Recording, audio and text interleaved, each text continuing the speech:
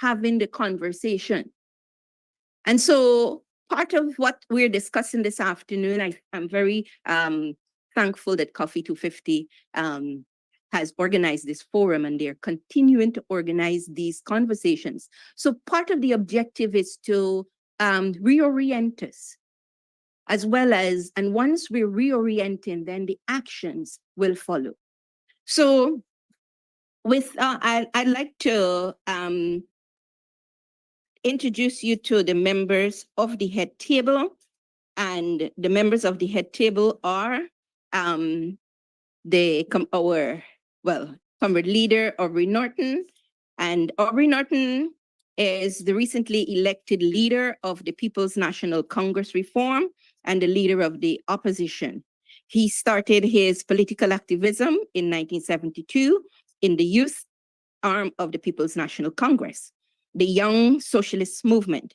In addition to serving as a member of parliament, he has lectured at the University of Guyana in Caribbean politics, international relations, negotiations, diplomacy, and conflict resolution, and also served as registrar at the Critchlow Labor College, where he formulated and implemented a number of educational programs.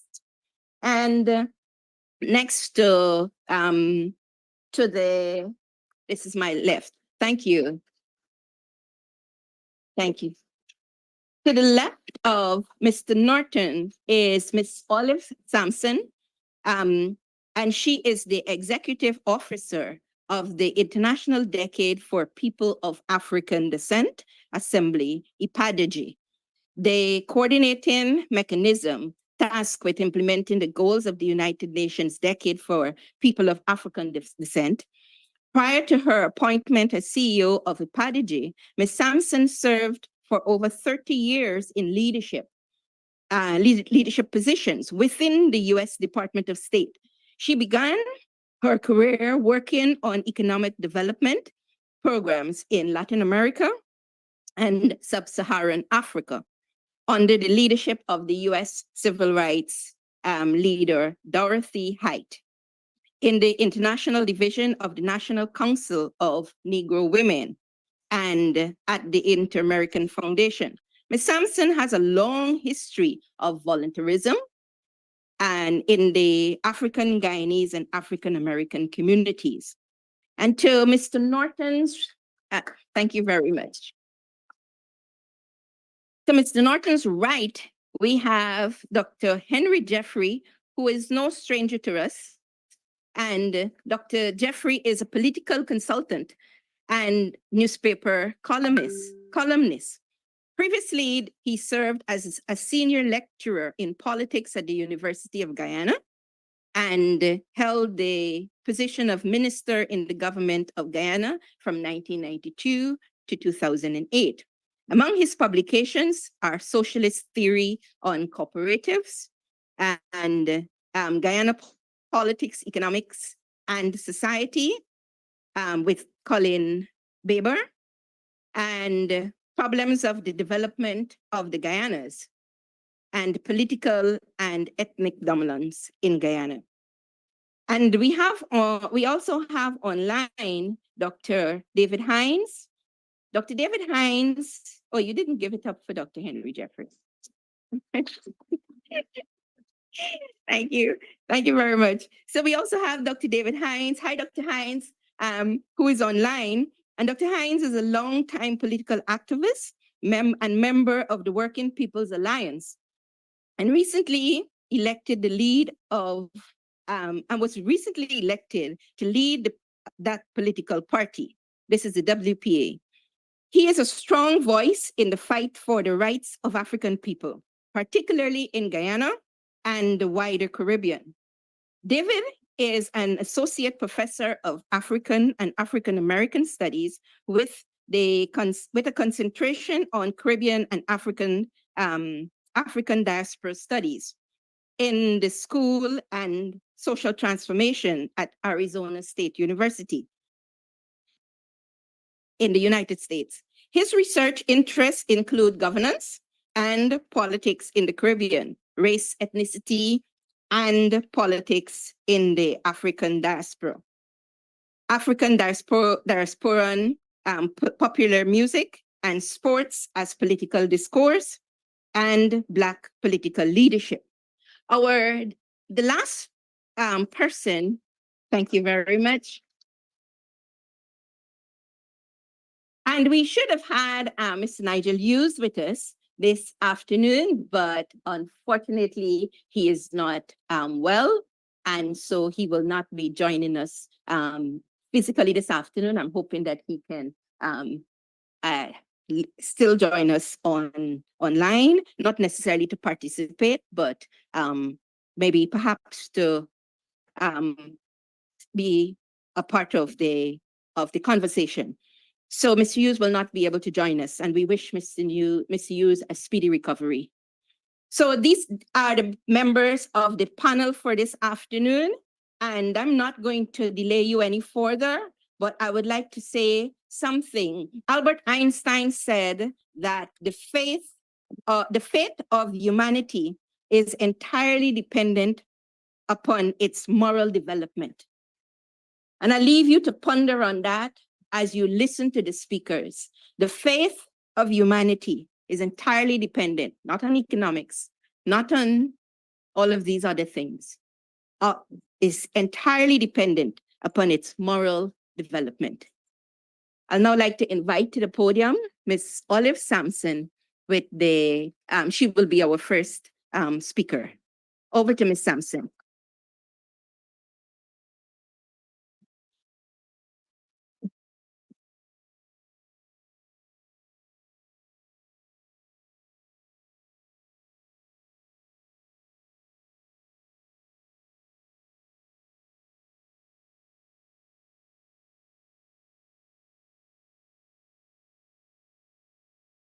Good afternoon, everyone.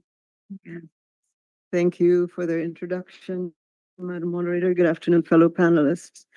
My task this afternoon is to bring to your attention, as the UN Decade for People of African Descent draws to a close in December of this year, to report to you on what has occurred from 2018, when Guyana launched its effort to respond to the decade. It's particularly important that we report to Cuffy250 because it was at a Cuffy250 forum in 2016 that our community, the African Guyanese civil society, was given the encouragement, not a mandate, but certainly encouraged to do something on its own to respond to the decade. And coming out of that charge that was brought to us by David Granger, then president of Guyana and our keynote speaker, this institution now, IPADA-G, was born out of that call by President Granger, where over 30 organizations got together for a period of about a year and came up with a structure and a set of programs and ideas submitted to government in a proposal, and that proposal went to Parliament and was funded as it was set out. So that is the subvention that you all, I think, are fairly familiar with. So today I want to tell you where we are, what is happening through IPADA-G, and from our vantage point, what we see as the status of the African Guyanese community. First, I'd like to just remind you of what the goals of the decade were. The International Decade aims to celebrate the important contributions of people of African descent worldwide, advance social justice and inclusion policies, eradicate racism and intolerance, promote human rights, and assist in creating better, more prosperous communities in line with the Sustainable Development Goals spearheaded by the United Nations. With that in mind, we ask the question, what historical wrongs should the decade address in Guyana? I'm going to rehearse some history to you that you all know of, but just so that we're all thinking and coming from the same place, allow me to share with you just a brief synopsis. So Guyana has had a 400-year history of anti-African discriminatory and hateful racist public policies by the Dutch, British, and Guyanese governments. I'd like to put in parentheses in that period, the short period of the Burnham administration, which sought to level the playing field across the board for all Guyanese. Today's African population are the descendants of the enslaved Africans first brought to the former colony around 1621. According to the 1949 Venn Commission report, nearly 500,000 of our ancestors died over a 200-year plus period of enslavement as they worked under the whip, torture, and dehumanization to create this coastal space that we inhabit and from which others have prospered, and from which a new ruling class now prospers. The Commission reported that the forced labor of enslaved Africans, quote, drove back the sea and cleared, drained, and reclaimed 15,000 square miles of forests and swamps. Let me repeat that. The enslaved labor, the labor of enslaved Africans drove back the sea. That means it reclaimed land from the sea, cleared and drained and reclaimed 15,000 square miles of forest and swamps. This is equivalent to 18% of Guyana's 83,000 square miles. In the process, they installed 2.58 million miles of drainage canals, trenches, and interbed drains, 3,500 miles of dams, roads, and footpaths, and 2,176 miles of sea and river defense. An enormous task by any measure, and when we consider that this was not with a caterpillar machine, but by hand. We have to honor our ancestors and to fight for the reparations that they and our community deserves. Freed from bondage in 1838, Africans built the villages of modern-day Guyana by purchasing abandoned plantations starting in 1839, and by the mid-19th century became a significant block of landowners during this period of the village movement. In an effort to rein in growing African autonomy and economic strength, and to push the Africans back in onto the remaining plantations, the European plantocracy and colonial government of the 19th century imposed regressive taxes, deliberately flooded African villages and farmlands, among other tactics to destabilize and impede their progress. Finally, they decided to hire contract workers with agreed-to contract terms and defined benefits to replace what had been enslaved African labor. While there were 88,000 Africans in the colony at emancipation, the British government brought over 150,000 contract workers from India to the colony on 7-year paid contracts. They were also given lands at the end of their contract. This deliberate action created the foundation for the continuing inequity we see today. The constant stream of contract workers over a period of 70 years forced the African population into minority status in a land they had built and a nation they were already beginning to forge. The marginalization and discrimination practiced by the European planter class and Britain in the 19th century has echoed through the years, and aspects can be identified in the policies and actions of the current administration.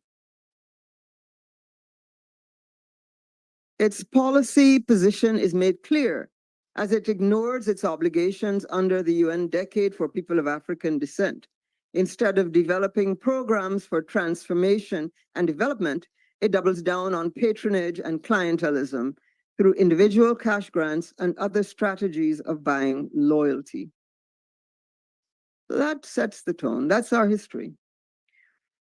Who is IPADG? IPADG is an umbrella organization of 79 African groups working in communities across Guyana. IPADG is also the country coordinating mechanism for the UN Decade, founded specifically, as I mentioned earlier, to address the goals of the decade. IPADG has as its mission to advocate at the national level for policies and programs that advance the interests and address the condition of Guyanese of African descent on issues related to economy, employment, education, equity, equality, and expiation. Provide guidance and support to member organizations for developing and undertaking projects that respond to the needs of the African Guyanese community. Provide capacity building and organizational support to member organizations, implement demonstration projects, and provide leadership, coordination, monitoring, and reporting on the achievements of the decade in Guyana. What has IPADG accomplished towards the goals of the decade? The International Decade for People of African Descent straddled two administrations in Guyana, that of the APNU-AFC coalition of 2015 to 2020, and the current PPP-Ali regime, which began in 2020.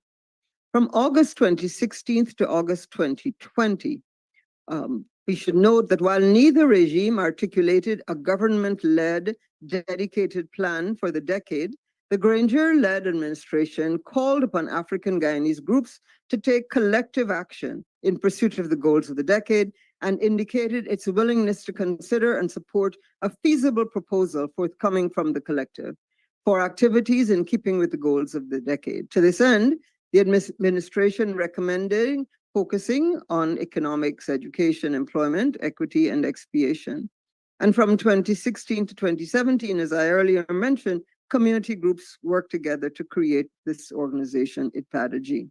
In 2018, Parliament voted for a subvention to support the community proposal for the establishment of a secretariat with staff to support the implementation of a plan of action.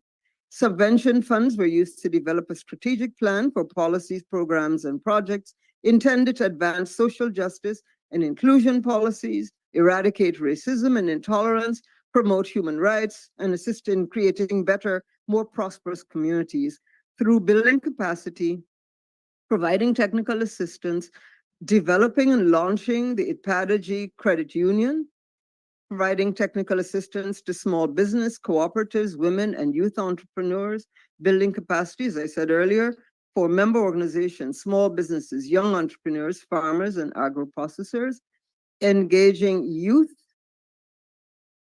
and supporting youth development, and specifically mentoring and supporting young entrepreneurs through the National Investathon. Researching, preserving, and disseminating information on African Guyanese history, initiating advocacy to preserve African ancestral land, decriminalize marijuana, and introduce the teaching of history from nursery to tertiary. We conducting community surveys to expose and address inequities in the provision of government services. For example, in 2021, a COVID survey to make sure that African communities were being fairly treated and received COVID relief. Flood relief survey in 2021 as well, where in response to complaints that African Guyanese were being overlooked for flood relief. And then in 2022, we conducted a survey on the state of the small business community, farmers, and house lot applicants. We also focused our advocacy on the teaching of history in schools, the protection of ancestral land by the reestablishment of village councils, among other issues.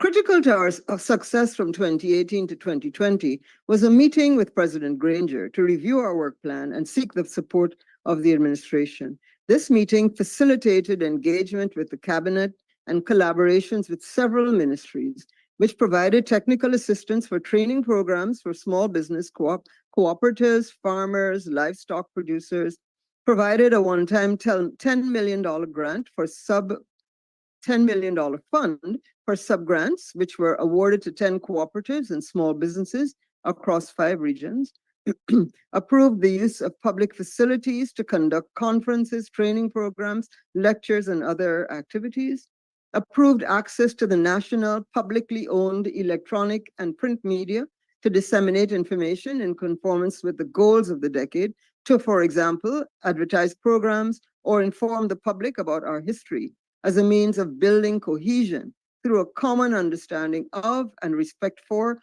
the contributions of African Guyanese among all ethnic groups to the development of this nation. August 2020 to 2024. The current government has not set out a program of activities for the decade, nor has it officially and systematically undertaken any programs. Although requested on 4 occasions, President Ali has not followed through on his offer to meet with Ipadaji to discuss a plan for the decade. Instead, since 2022, his administration has sought to dismantle Ipadaji and its nationwide network of Afrocentric organizations. With regime change in 2020, the Irfan Ali regime continued the disbursement of the subvention to Ipadaji from August 2020 to August 22, when abruptly they discontinued it without notice or explanation. In August 2023, the Ali government brazenly launched its own organization for people of African descent called Association for People of African Descent, or APAD. This act of patriarchy is contrary to the goals of the decade, disregards African agency, and erodes the rights of African Guyanese community, reducing Guyanese of African descent to the position of wards of the state, not equal citizens with the freedom of association or self-determination. No other ethnic group in Guyana has been dealt with such disrespect. The government also, between 2023 and 2024, disbursed approximately 54 million Guyana dollars in small grants to some Ipadaji members and other groups for the execution of small projects. Each grant was awarded, mostly in cash, in the sum of $1,800,000 or 808,500 US. Grant recipients do not receive technical assistance to improve outcomes. These highly publicized grant awards do not meet the UN goals for the decade, nor the Sustainable Development Goals to which the decade's goals are aligned. So I'd like to just take a moment to lay out what are states required to do to conform with the plan of action for the decade. What is it that the UN the plan of action for the decade, and what is the work yet to be done? I'm going to just provide a few of the many actions and encourage you to look at the entire plan, which can be found on the UN website for the decade. Under the theme of recognition, because the decade had 3 themes: recognition, justice, and development. Under the theme of recognition, the right to equality and non-discrimination, that to remove all obstacles, the state must remove all obstacles that prevent their equal enjoyment of all human rights, economic, social, cultural, civil, and political, including the right to development. Undertake a comprehensive review of domestic legislation with a view to identifying and abolishing provisions that entail direct or indirect discrimination. Promote greater knowledge and recognition of and respect for the culture, history, and heritage of people of African descent, including through research and education, and promote full and accurate inclusion of the history and contribution of people of African descent in educational curricula. Raise awareness through information and education measures with a view to restoring the dignity of people of African descent, and consider making available the support of such activities to non-governmental organizations.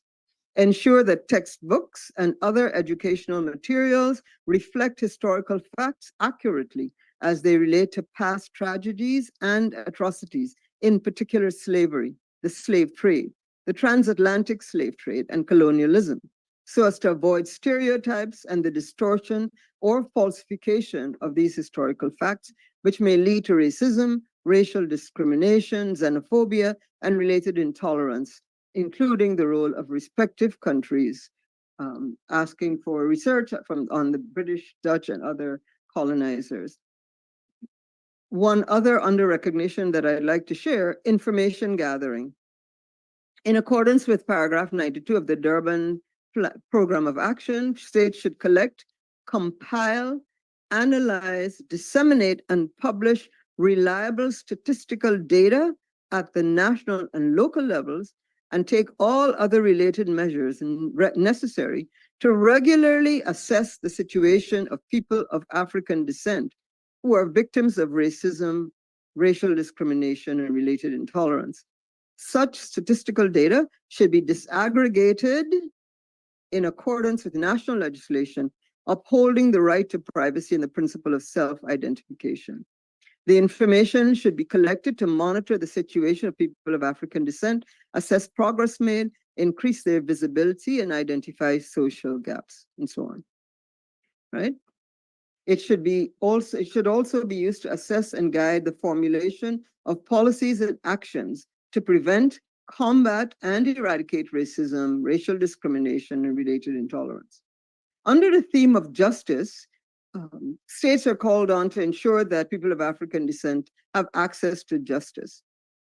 They also call on states to adopt special measures, such as affirmative action where appropriate, as essential to alleviating and remedying disparities in the enjoyment of human rights and fundamental freedoms affecting people of African descent, protecting them from discrimination and overcoming persistent structural disparities and de facto inequalities resulting from historical circumstances. As such, states should develop or elaborate national plans of action to promote diversity, equality, and social justice.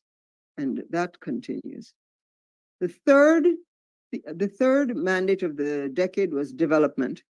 The right to development and measures against policy. Consistent with the Declaration on the Right to Development, states should adopt measures aimed at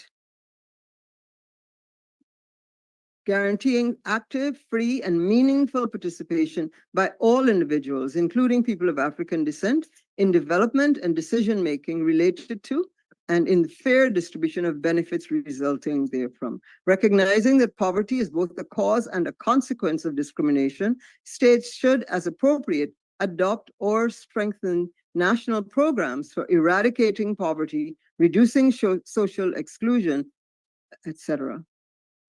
So, what has been our experience as people of African descent? From our vantage point at IPADG, we note that instead of pursuing the goals of the decade, the government of Guyana has presided over the increased poverty of the African Guyanese community, unacceptable school dropout rates, food insecurity, and an increase in the number of children who suffer from hunger. African Guyanese have been killed by the police, have had their homes and businesses bulldozed, have suffered the trauma of displacement and homelessness. Land has been taken away from cooperatives, mostly affecting African Guyanese. This administration's effort seems to starve and dismantle the cooperative sector. While the plan of action, the UN plan of action, calls for the preservation and teaching of our history and culture, this administration has sought to suppress the teaching of African contributions to this nation. But instead, it imposes an offensive narrative that equates enslavement with contracted labor, a narrative that reduces the deliberate colonial policy of economic exclusion and marginalization to a convenient version of history that denigrates the village movement and African entrepreneurship and conveniently ignores the British policy of exclusion of Africans and the favored status and promotion of other ethnic groups by the British. Under this administration, instead of equity and economic development, nurses, teachers, and public servants, the majority of whom are African descendants, continue to work for poverty wages. We have witnessed the protracted and contemptuous negotiation with teachers the majority of whom, again, are African Guyanese and mostly African Guyanese women. And the offer of a 10% increase in response to their demand for 29% is, as I said, contemptuous. Even as government's robust infrastructure program demands a large contractor pool, new non-African contractors have been given preference, shutting out and discriminating against those of African descent. In the midst of the world's fastest growing economy, with its skyrocketing GDP per capita, African Guyanese are experiencing fast rising poverty. Doubling down on its disrespect and non-recognition, in August of 2023, this government brazenly launched its own organization for people of African descent, Association for People of African Descent, or APAD, as I mentioned earlier. No other ethnic group has had that experience, and I did point that out before. So our work at IPADAG continues in the face of the government's program of oppression and marginalization of people of African descendants and IPADAG. IPADAG has increased its international advocacy in response to the government's marginalization in an effort to shed light on the plight of our community. We have reported through available channels to the United Nations, briefed the US Congress, including the Congressional Black Caucus, its leadership, as well as individual members, the United States Department of State, and African American civil rights leaders. With a grant from a US government agency, we continue our community development work, building capacity in sustainable and digital agricultural techniques, such as intercropping, drainage, irrigation, crop rotation, rainwater harvesting, agro-processing, marketing systems, and packaging. Project participants have access to a sub-grant program and hands-on technical assistance to support them in their work. The IPADAG Credit Union is open for business and continues to grow. We encourage you to join and help grow our own financial institution. Our day-to-day operations are supported by the generosity of members of our community here and in the diaspora, business persons, individuals, and retirees, all giving to keep IPADAG alive. We are truly grateful for their support and encourage others to do the same so that we can continue and expand our work. Let me close with some recommendations for the second decade. As you all, I'm sure, know, this government has joined the call for a second decade for people of African descent, which is likely to be approved by the UN General Assembly in September. And given the oil wealth of Guyana, Guyana has the financial resources to make good on the goals of the decade, working in tandem with African Guyanese civil society. During the second decade, the state should engage with respect directly with the organizations established by the African Guyanese community. Adhere to the plan of activities established under the Durban Declaration and Plan of Action, as well as the second decade. Ensure greater equity in the energy, mining, and agricultural sectors by the collection of data disaggregated by ethnicity, and use that data to address the gaps for all ethnic groups as called for in the program, in the plan of action. Enshrine inclusion and ban government intimidation in all spheres of national life. Establish a commission to review and recommend changes to the legal and institutional framework to ensure the removal of all barriers to equal treatment and respect for people of African descent. Launch a program to review and revise history textbooks to ensure the accurate portrayal of the contributions of African Guyanese and to identify and create memorials, including a museum dedicated to honoring the sites where Africans fought and died for their freedom. Provide funding and support sufficient to ensure the transformation of the African Guyanese community through education across all sectors, in particular in the new energy sector, mining and agriculture. I look forward to the comments and discussions of this report and on the way forward as we approach the second decade. Thank you all for your attention.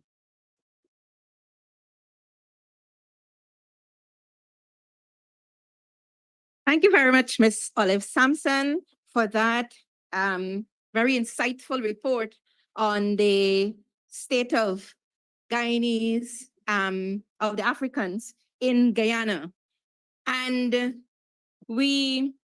there are 2 points which jumped out at me, and those were the importance of using science or the data to find solutions. And I think that, Ms. Samson, there's a real gap there in Guyana for us in order to find solutions, we need to understand from a scientific perspective, what are the issues? And so that we can, in addition to that, the topic for this afternoon is State of African Guyanese, Equity or Back to Slavery. Well, we all agree we're not going back to slavery, right? Can I say that again? We have all agreed that we're not going back to slavery. And some of the people who I know would say amen. Okay, so so the topic is equity or back to slavery, the role of the state and government in achieving the goals of the UN decade. And this is so, if we're not going back to slavery and we're going to achieve equity, there must be a systematic process by which, or pathway by which we will get to that equity. And so this conversation this afternoon here is helping us to, one, Albert Einstein said, if you have 60 seconds to solve a problem, use 55 to understand the problem, and the 5 to find a solution. This is our 55 minutes that we're using. 55 minutes, he said, rather, not seconds. But this is our 55 minutes that we're using to understand the problem. And then we will spend the 5 minutes trying to solve the problem. So like Ms. Samson said, the data, and what I would like when we come to if we're having a discussion session, is in terms of how we can ensure that the government, for example, shift in the direction where decision-making will be more from a data-driven perspective as against opinions and etc. So that's one of the things. And the other point that jumped out at me is in terms of the structural disparities. But the structural disparities are a spin-off from the lack of a systematic and having that scientific data to inform decision making. And the last point I'd like to make here is, even as we are having this conversation, these are not just the speakers speaking. It is not only for the speakers and our leaders to be a part of the solution. We have to be a part of the solution too. And therefore, we must have that understanding even at our follower level, their leaders and followers. So even at the level of the followers, we must have that understanding in terms of how do we work with our leaders to work with the government to find these solutions. And that must be done at the individual level, at the institutional level, and at the societal level. So as we go through this discussion this afternoon about equity or back to slavery, the role of the state and government in achieving the goals of the UN decade, this must be approached from the individual level. It means that you and I, we have roles and responsibilities in this too. It must be done at the institutional level as well as at the societal level. So without any further delay, I'd like to invite to the podium the leader of the People's National Congress Reform, Mr. Aubrey Norton, to deliver his presentation. Can you give him a big round of applause?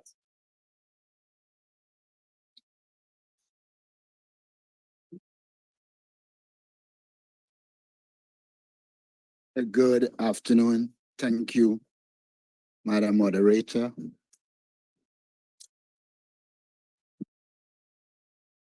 My presentation will challenge the theme, equity or back to slavery, the role of the state and government in achieving the goals of the UN decade.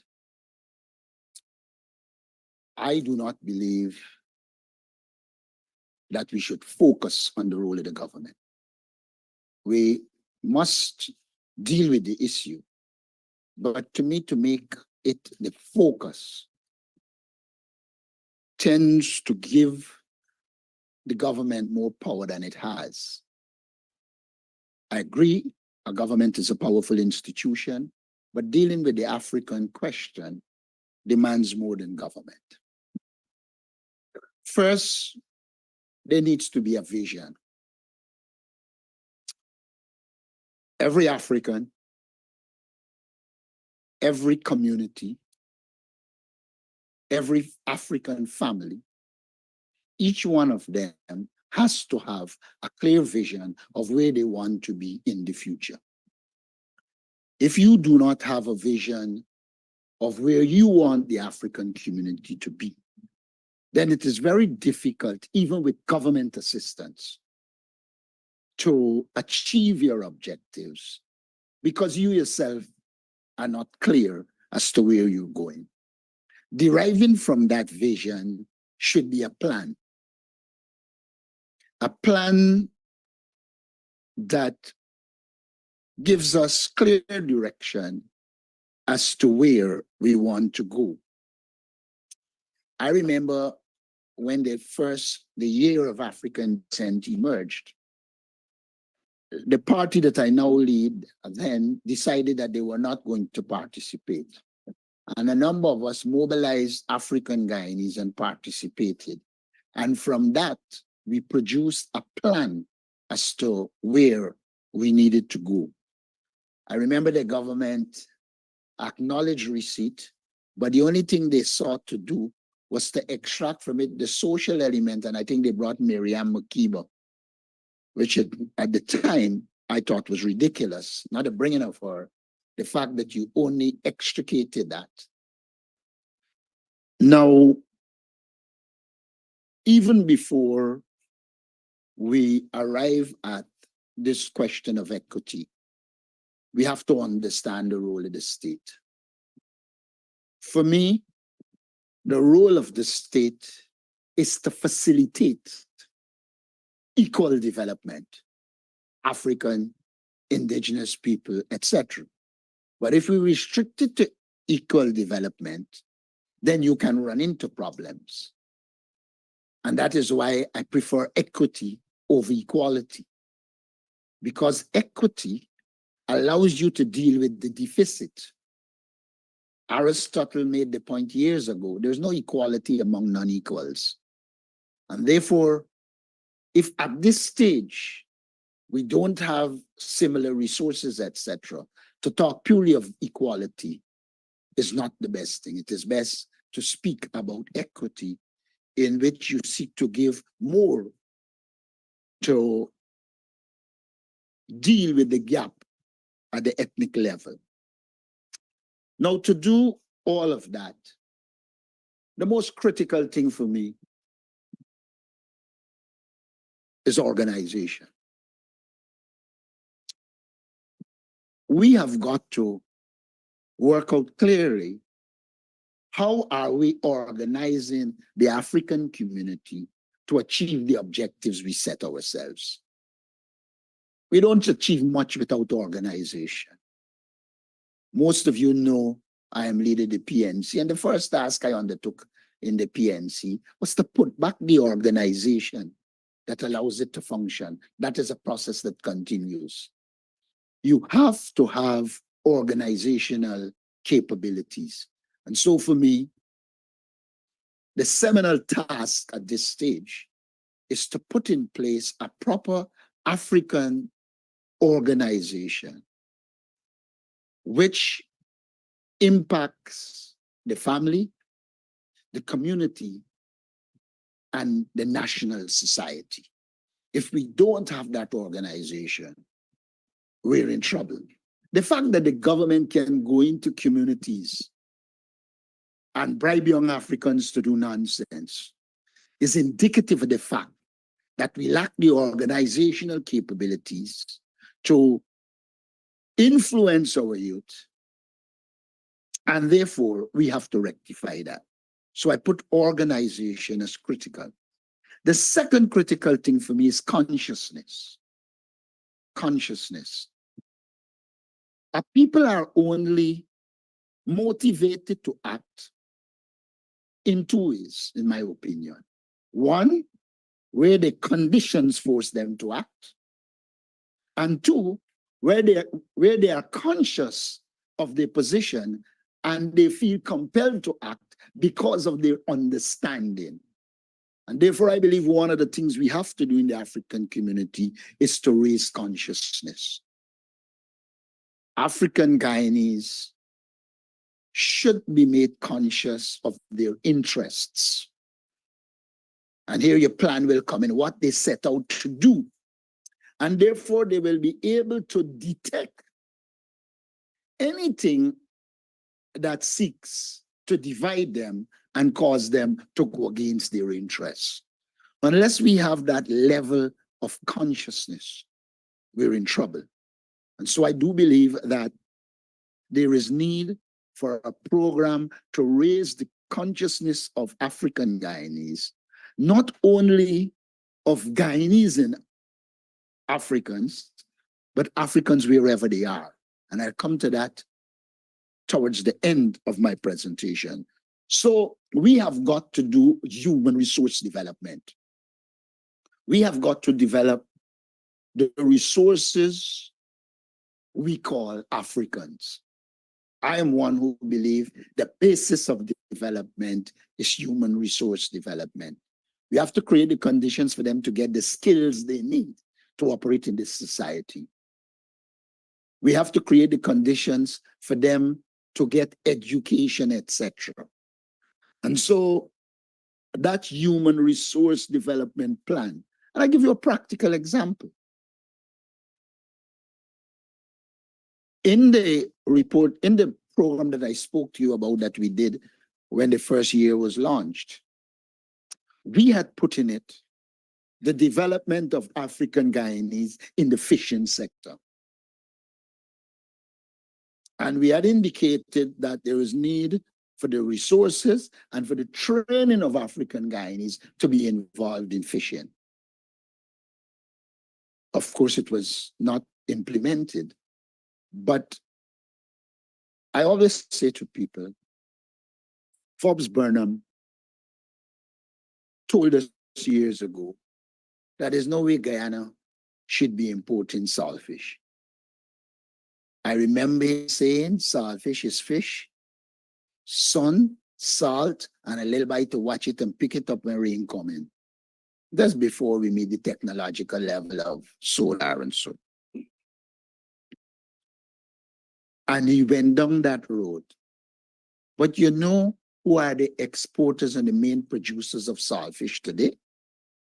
The very people that criticized Burnham. We did not go in that direction, and therefore it is virtually a sector we are locked out from. And unless we can develop the human resource capabilities and interests, we'll be in problems. I do not believe that we can address the African problem without addressing the problems of African youth. In the first place, I've argued that we treat the African youth as a problem rather than a resource to develop. In my own opinion, we have to have a clear plan for the African youth, see them as a resource to develop. They are part of this society, and the problems they encounter have been created by this society. And unless we engage them as a group of people who we have to help to come out of the problems they have, then we will be failing. Because whether we like it or not, if the youth, if the African youth isn't with us, we're not likely to succeed because a large section of our human resource will be disconnected, used, abused. I mean, whenever I remember that an African took $20 to kill a man, that sends a chill down my spine. And we have got to address these issues. And to address it, I believe that we need to come up with proper leadership training programs for Africans generally and young Africans. Let us not fool ourselves. Many of us here don't even understand the language of the African youth.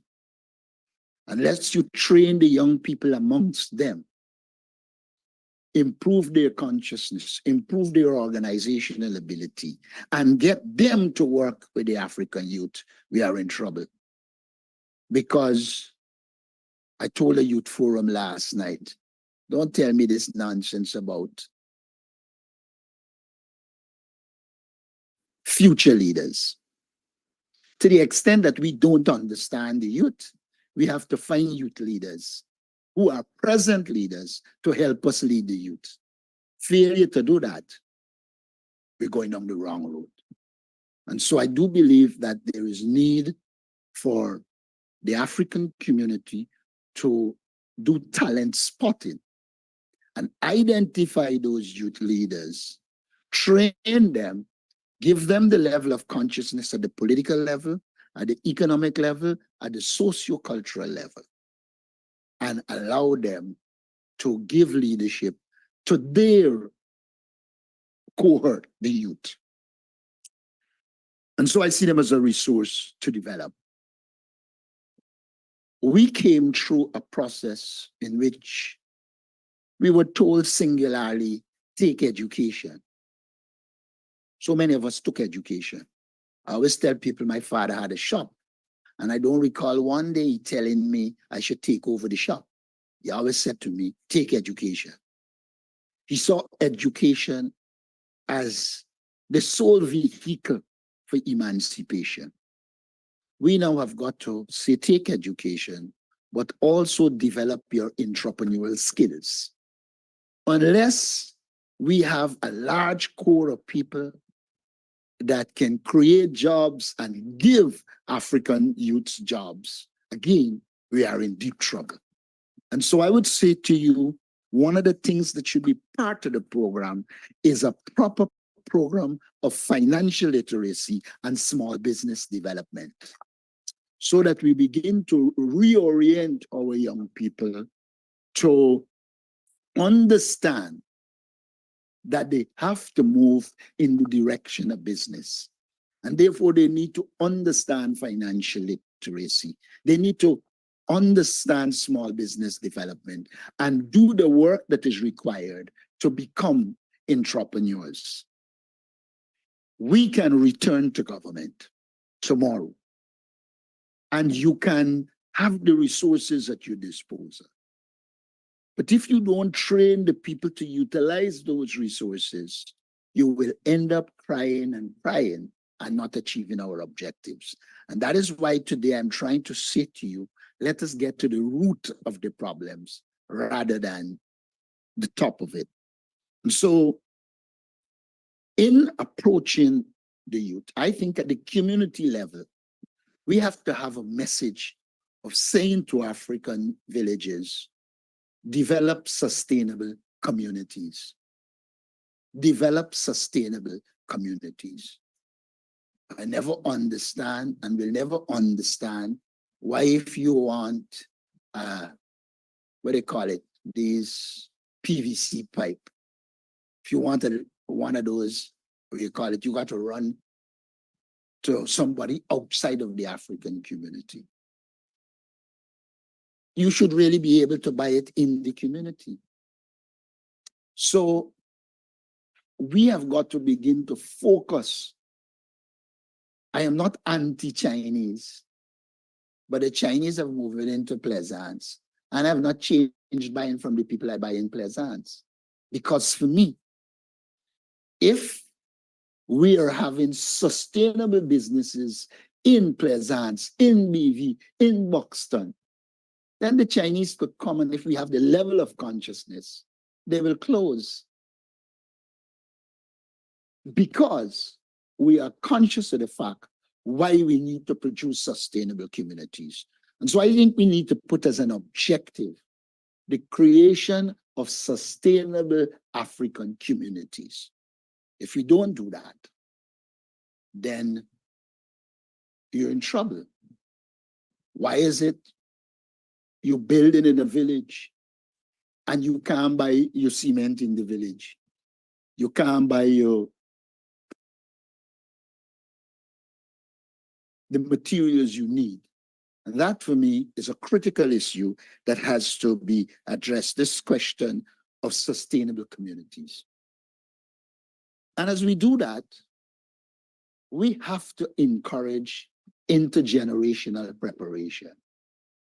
We need to prepare this generation to do better than the generation before us, and encourage that generation coming to work towards giving their children a better life than they would have had. And here is where the family becomes important.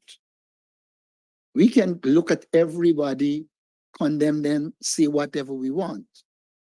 But if you have an African community in which the men make children and disappear and leave it with the woman, we ourselves are creating conditions for poverty. The statistics will show that children who parent, especially mother and father, look after them, tend to do better than children in one parent family by itself. And unless we understand the importance of both mother and father in the development of a child, then we're in deep trouble.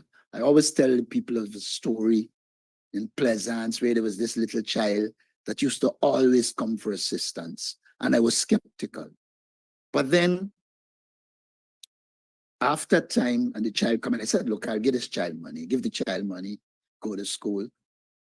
One day I followed in my vehicle the child.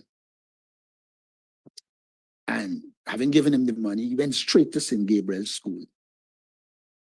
So it was a clear thing of the child wanting to go to school. And then one time when he came, I said, look, I can drop you to school. And I decided I will drop him to school. And I had an empty lunch kit. And I asked him, why would you go to school with an empty lunch kit? And you know what he said?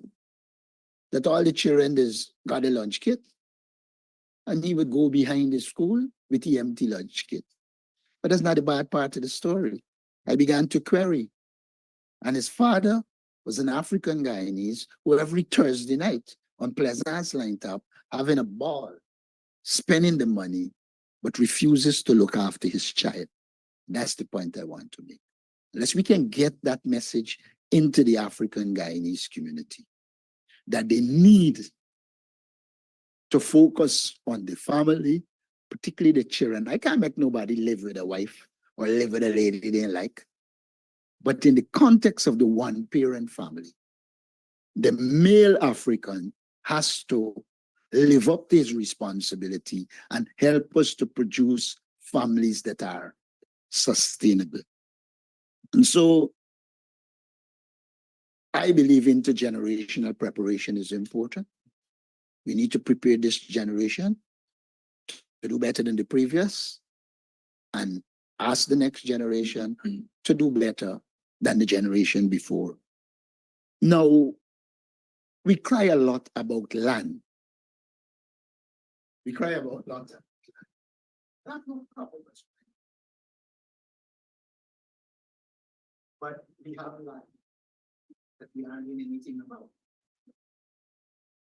In fact, I've argued that Africans don't fight enough for land. Tend to give up our land easier than any other.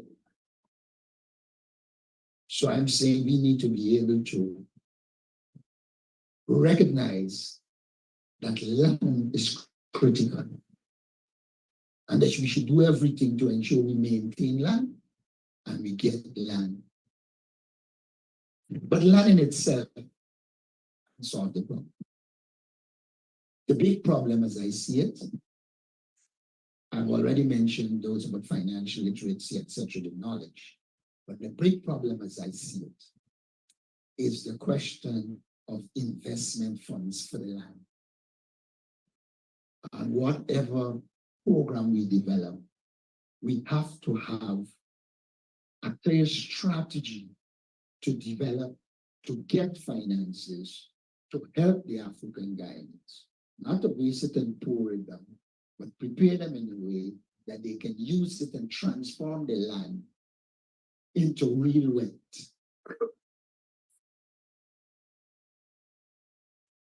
And that is one of the big tasks before us.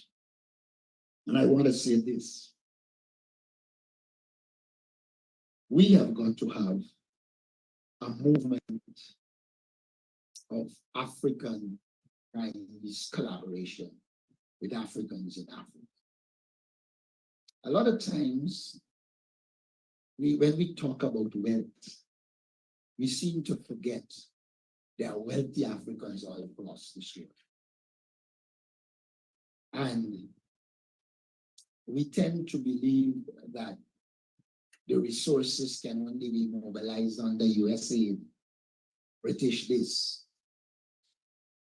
We have Africans in Africa that if we network with and we establish our genuineness, our ability to be transparent and accountable, we can mobilize resources for the financing of African business in Guyana. And I think we should put it on the agenda. Not only Africans in North America, but Africans in Africa. I have recently been engaging Africans in Africa. And when you speak to them, many of them are not knowledgeable of the plight of African Guyanese. And we have got to take that message to the African community that you have brothers and sisters in other countries that need, that have land, etc., and that there is need for development resources to ensure they develop. I'm saying all that I'm saying to say to you, we need a clear plan, but it demands leadership. Unfortunately for some of us, leadership seems to mean running up and down the street, dropping up things. And I said this to you. I was one of the chief persons in protests in this country, and I do believe there's a place for protests. But may I say this to you, at the end of every protest, you have to negotiate. Protest doesn't give you power. When we did it in 1997, they didn't give us power. We did it in 2001, it didn't give us political power. Hamas did what it did in, we call it, I'm not commenting on the value of it, but any change will come through negotiations. And therefore, there are certain skills we need to develop in the African community. And one of them is networking and negotiating.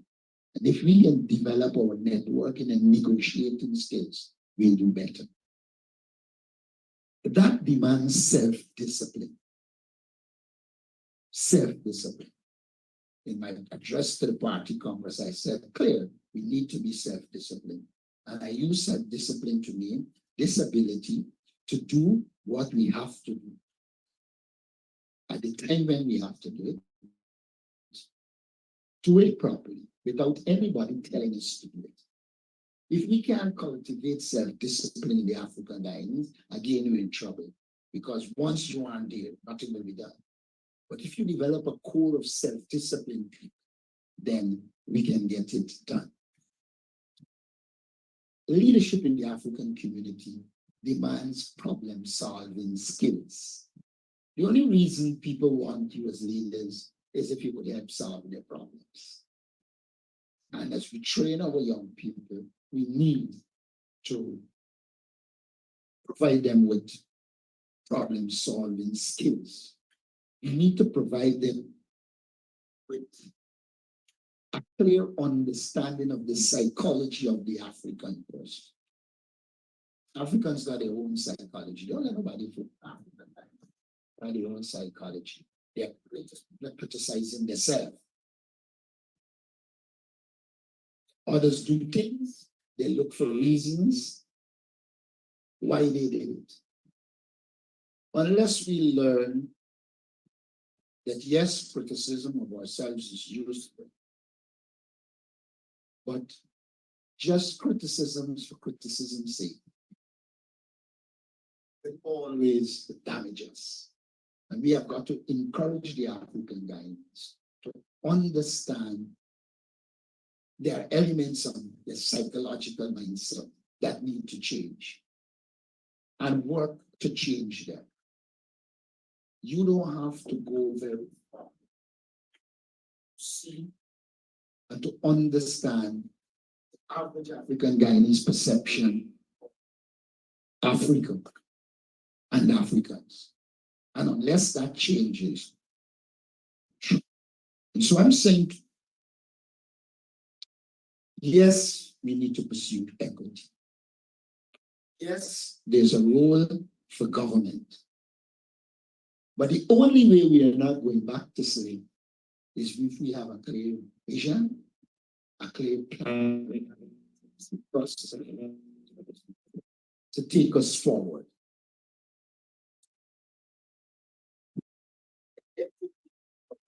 The role of the state and government in achieving the goals of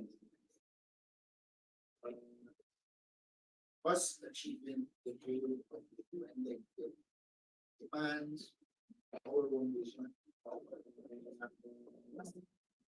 and the ability to bring pressure to the country to create the environment for African nations to succeed. So I close by saying, while I understand what is behind it, I believe we need to shift the focus from vision and plan for African nations and implement it. And as we implement it, we must remember no development occurs in the street. Every plan that you produce will have setbacks. But not at the very first setback, they said, this is Black people. They don't want nothing. We have got to, in the face of a problem, instill hope. Unless we ourselves have hope for the African Guyanese community, unless we ourselves have a vision for the African Guyanese, unless we ourselves have a plan for the African Guyanese, we are going to go nowhere. And so I urge you to look at the root problems and let us come up with a clear vision and plan for the African Guyanese community. Unfortunately, I leave it, well, I should be over the river before, but I spend some time. But I am happy for the opportunity to make this presentation, and I'm very, very willing to discuss its contents. Thank you. Thank you. Thank you very much, Mr. Norton, for that very, I call it drilling deeper. And I think that as you were talking, I was thinking that we're drilling a little deeper. And we need to drill a little deeper. You know, I come from the water sector and the shallow wells. If you drill, you meet the shallow wells. So then you have to put all sorts of chlorine and all sorts of water purification chemicals to purify the water in the shallow well. And if you drill deeper and you go down to the deep well, that water really is much purer than the water in the shallow well. So are we drilling deeper this afternoon? Not just Mr. Norton, not just Henry Jeffrey, not just Dr. David Hinds. I'm talking about we, the Black people in Guyana. I'm talking about we, the young Black people in Guyana. Are we going to be satisfied to just be a shallow well? Or we would want to be a deep well, we're drilling deeper. So I was thinking that we're drilling deeper. I'd like to say to all of those of you online, we have an audience online, and the program is also broadcast internationally. So I'd like to say hello to all of you. Thank you for joining us. And we hope that you will also too have an opportunity to participate in our interaction session. I'd like to just make some quick points before I invite the others to some quick points in reference to Mr. Norton's presentation before we call the other speaker. One of the points is vision. And you're absolutely, I wrote here, absolutely important. Without a vision, many of you would know it, whether you're a third person or not, my people perish. A lack of knowledge, my people perish. If you start off going to Timeri and you really mean to go to Berbice, then you're going in the wrong direction. So a fundamental point that Mr. Norton has made is visioning. And even Dr. Hinds, you're online, and Ikadiji, as you are planning this work to achieve equity in Guyana, visioning is very important. All societies are constructed. Slavery was a social construct, was a construct of our society, and it was deconstructed. And then another construct of our society was reconstructed. What we are attempting to do here is to do some deconstruction again, to deconstruct some things and to reconstruct another society where Black people will be positioned in a place of equity. And so, two other points quickly. One is organization. Organization. There is very little we can achieve as individuals. But if we come together as an organized force, then there is so much more that can be achieved. You talked about succession planning. Absolutely important. Black people, we need to do succession planning. Or we need to go back to doing succession planning. How many of us in this room, if something happens to you today, there's somebody else to carry on, whether it be in your family, in your small business. So succession planning is important. And this is where, that's the other point you made. Very often we talk about all the nice things, but not about making money. Black people need to make money. And it's not just making money, but it's organizing around business and investment and being entrepreneurs. So that is also a very important point that Mr. Norton made. And he also made a point about, I'll end on this point here, leadership. I will say 3 times, leadership, leadership, leadership. Not leadership at the level of the political party or the level of the organization or the level of government. Leadership from the home, leadership from the community, leadership from the at different levels. And 2 quick points, problem solving. Very often we talk a lot about the problems, but we also have to start developing more problem solving skills. And the last point he made said we need a clear plan to take us forward. We need a clear plan to take us forward. And he talked also about the youth. The youth is important, but that falls under the succession planning.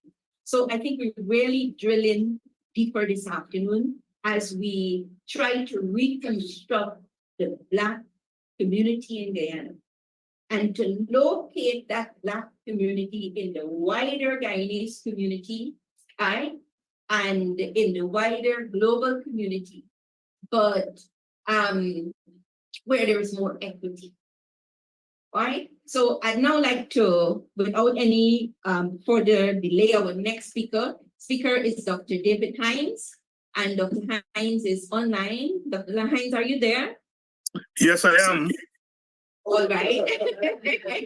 Okay, so thank you. So I'd now like to hand the mic over to, not literally, figuratively, to Dr. David Hinds as he makes his presentation. Over to you, Dr. Hinds. Thank you very much, Sister Diana. And thanks to Cuffy250 for inviting us to participate in today's forum. I speak today on behalf of the Working People's Alliance. And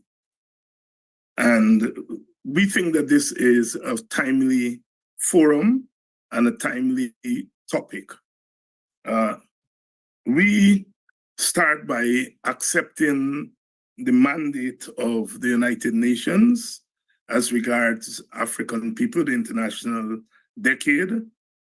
And we are especially focused on the United Nations exhortation that despite policies, despite laws that have been passed in countries where African people reside, that racial discrimination against African people continue, that inequitable distribution of resources that affect African people directly, that they continue. We agree with that exhortation by the United Nations. And so our focus is on what the state ought to be doing to address the mandate of the United Nations.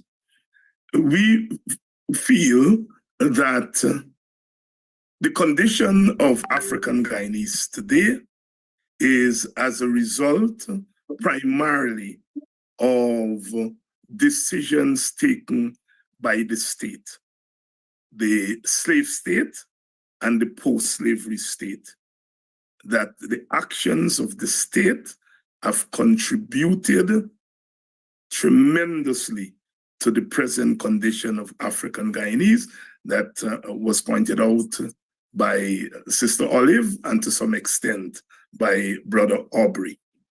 And we feel that if the state was at the center of this process, the state has to be at the center of breaking down that process that has led to the condition of African Guyanese.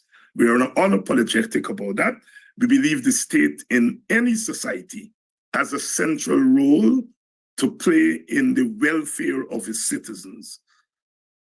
But in societies like ours that are ethnically divided, in which our people came to these shores at different times and different circumstances, it means that the state has to play a much more careful role in terms of how it dispenses its mandate.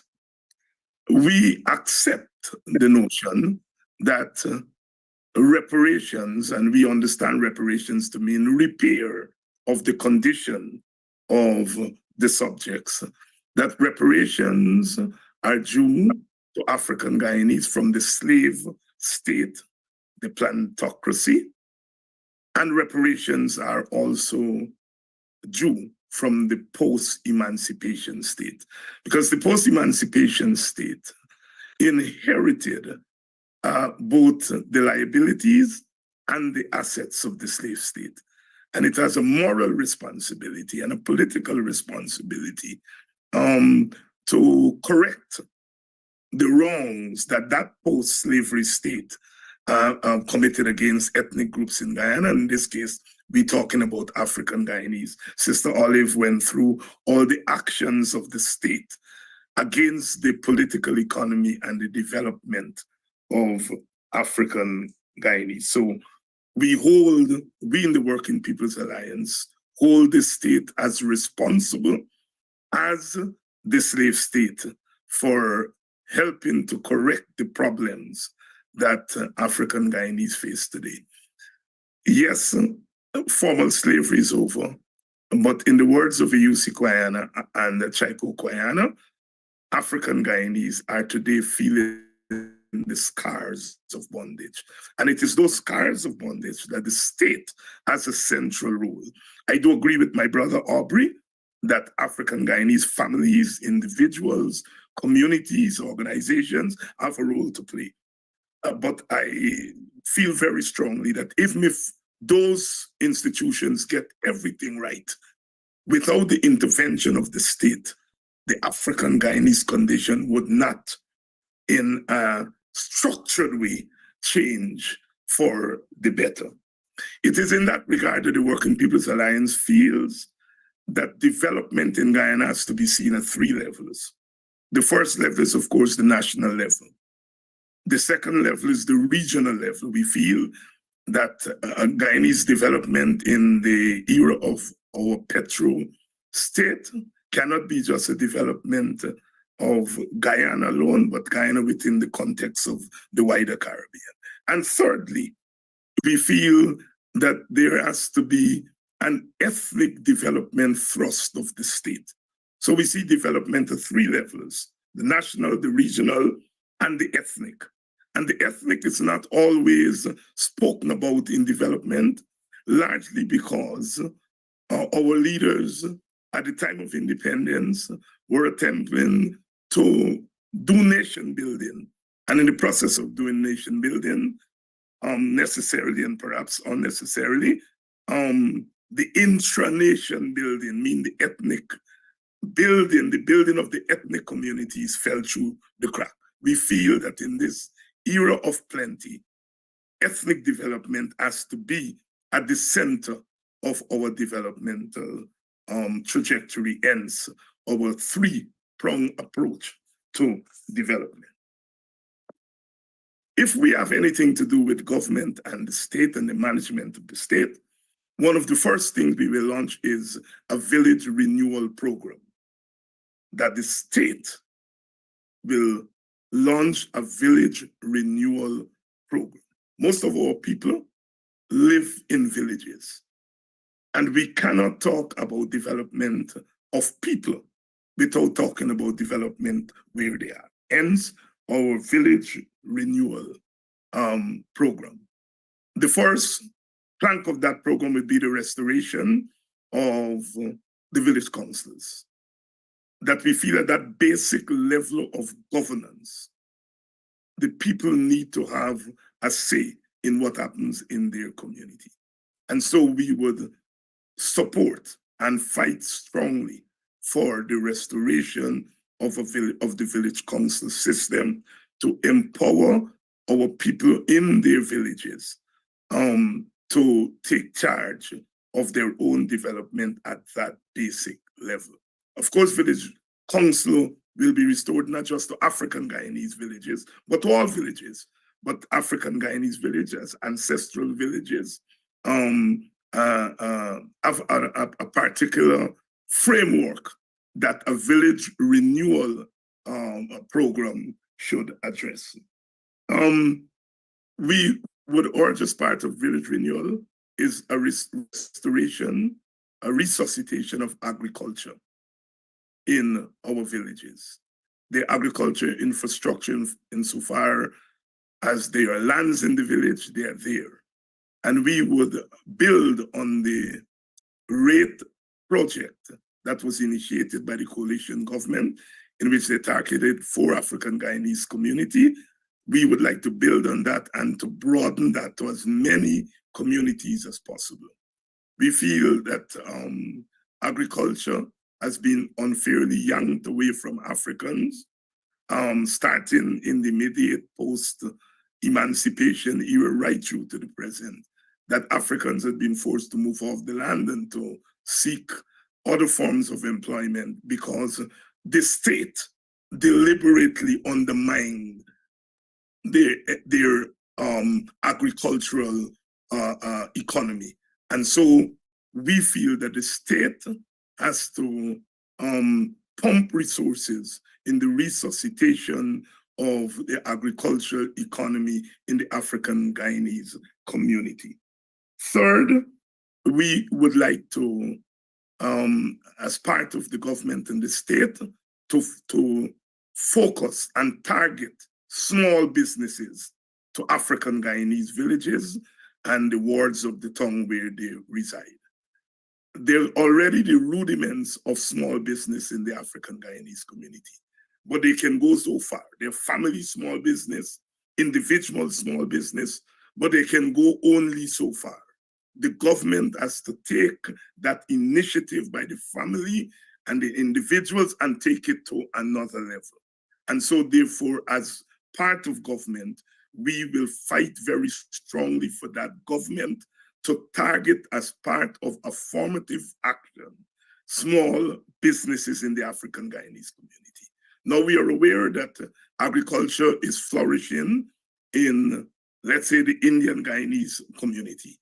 And so therefore, we are not saying, do not pay attention to agriculture in those communities. We are saying agriculture has been on the decline for decades in the African Guyanese community. There was a small moment in the first decade of the PNC government when agriculture was pushed in the African Guyanese community. And those historians, economic historians, can go back and see what that did in the African Guyanese community, because there was a direct focus through the Guyana Marketing Corporation on agriculture in the villages. And we are going to work very strenuously to restore agriculture, not only encouraging people to go back and to plant and so on, but also to talk about providing markets, to providing manufacturing opportunities and so forth. So it's a holistic agriculture intervention on the part of the government and the state. Education, we think, is important, and we would like to build on the initiative that was taken by opposition leader Aubrey Norton when he was advisor on youth. And we would like to resuscitate, and Epadaji also as a night school. We would like to build on what Norton started and what Epadaji has started, and to have night schools in almost all of the African Guyanese community. And that these schools should deal with the question of skills building, but also target illiteracy, which is a severe problem in Guyana in general, but in the African Guyanese community in particular.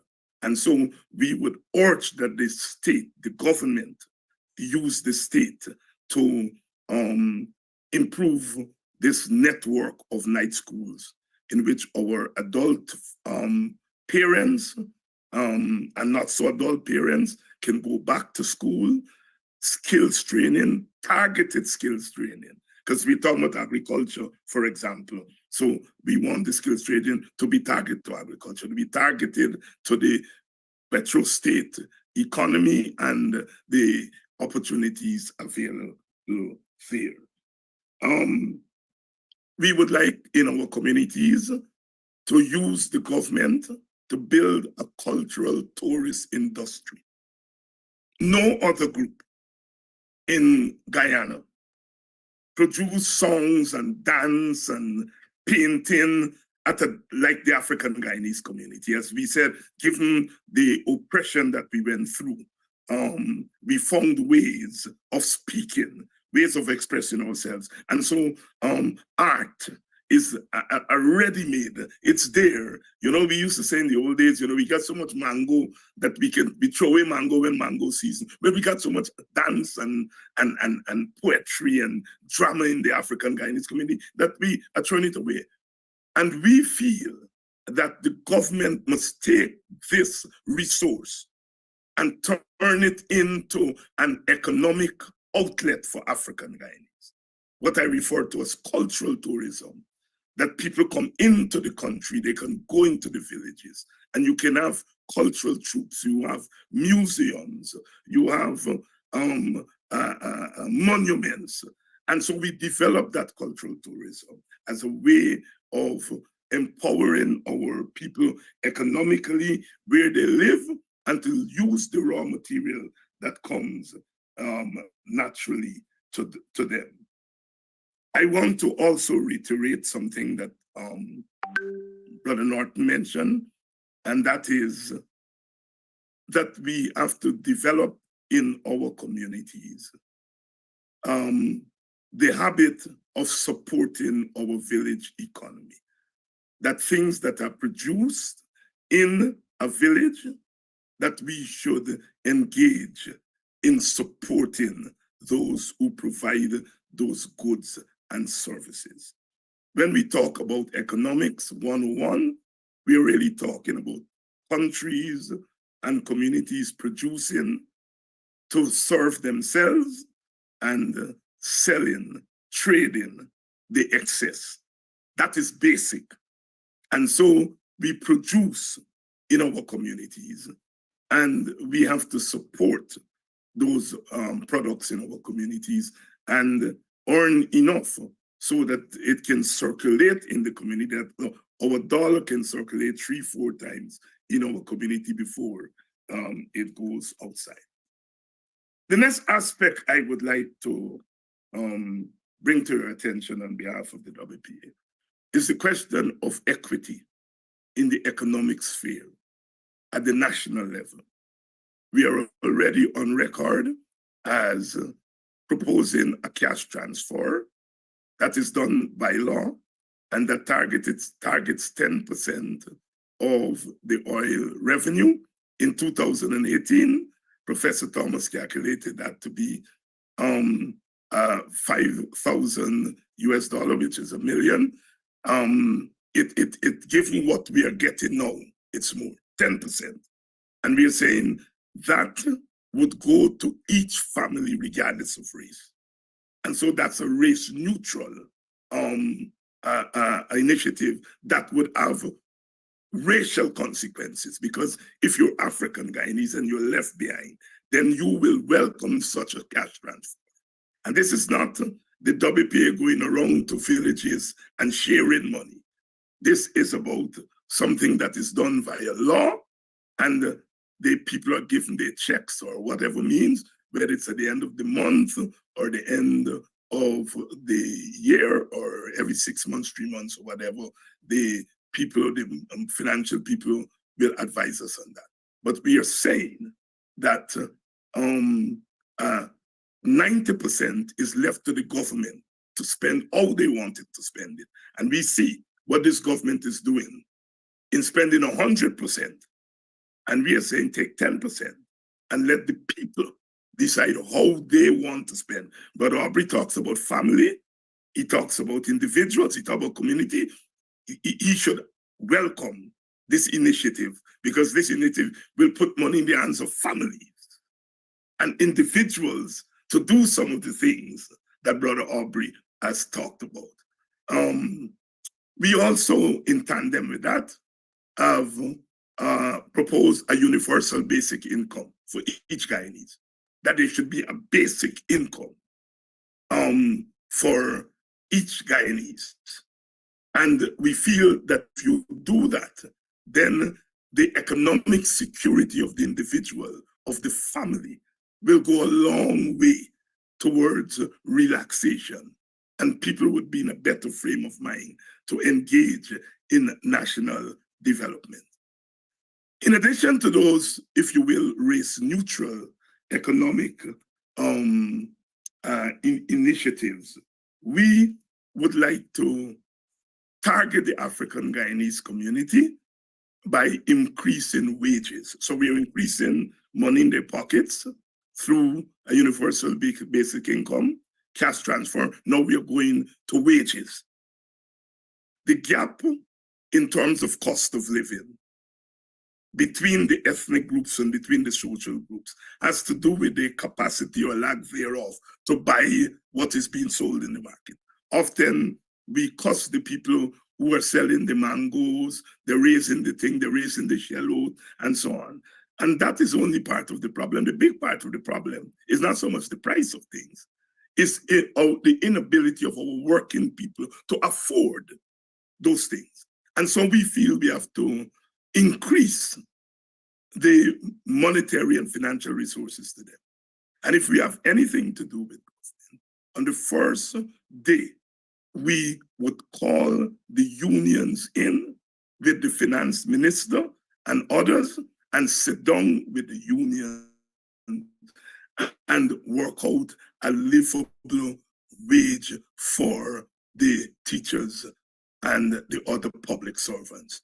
We feel that what the teachers are asking for is more than reasonable. And we are prepared, if we are part of government, to sit down and to find ways and means of improving on what the teachers are asking for.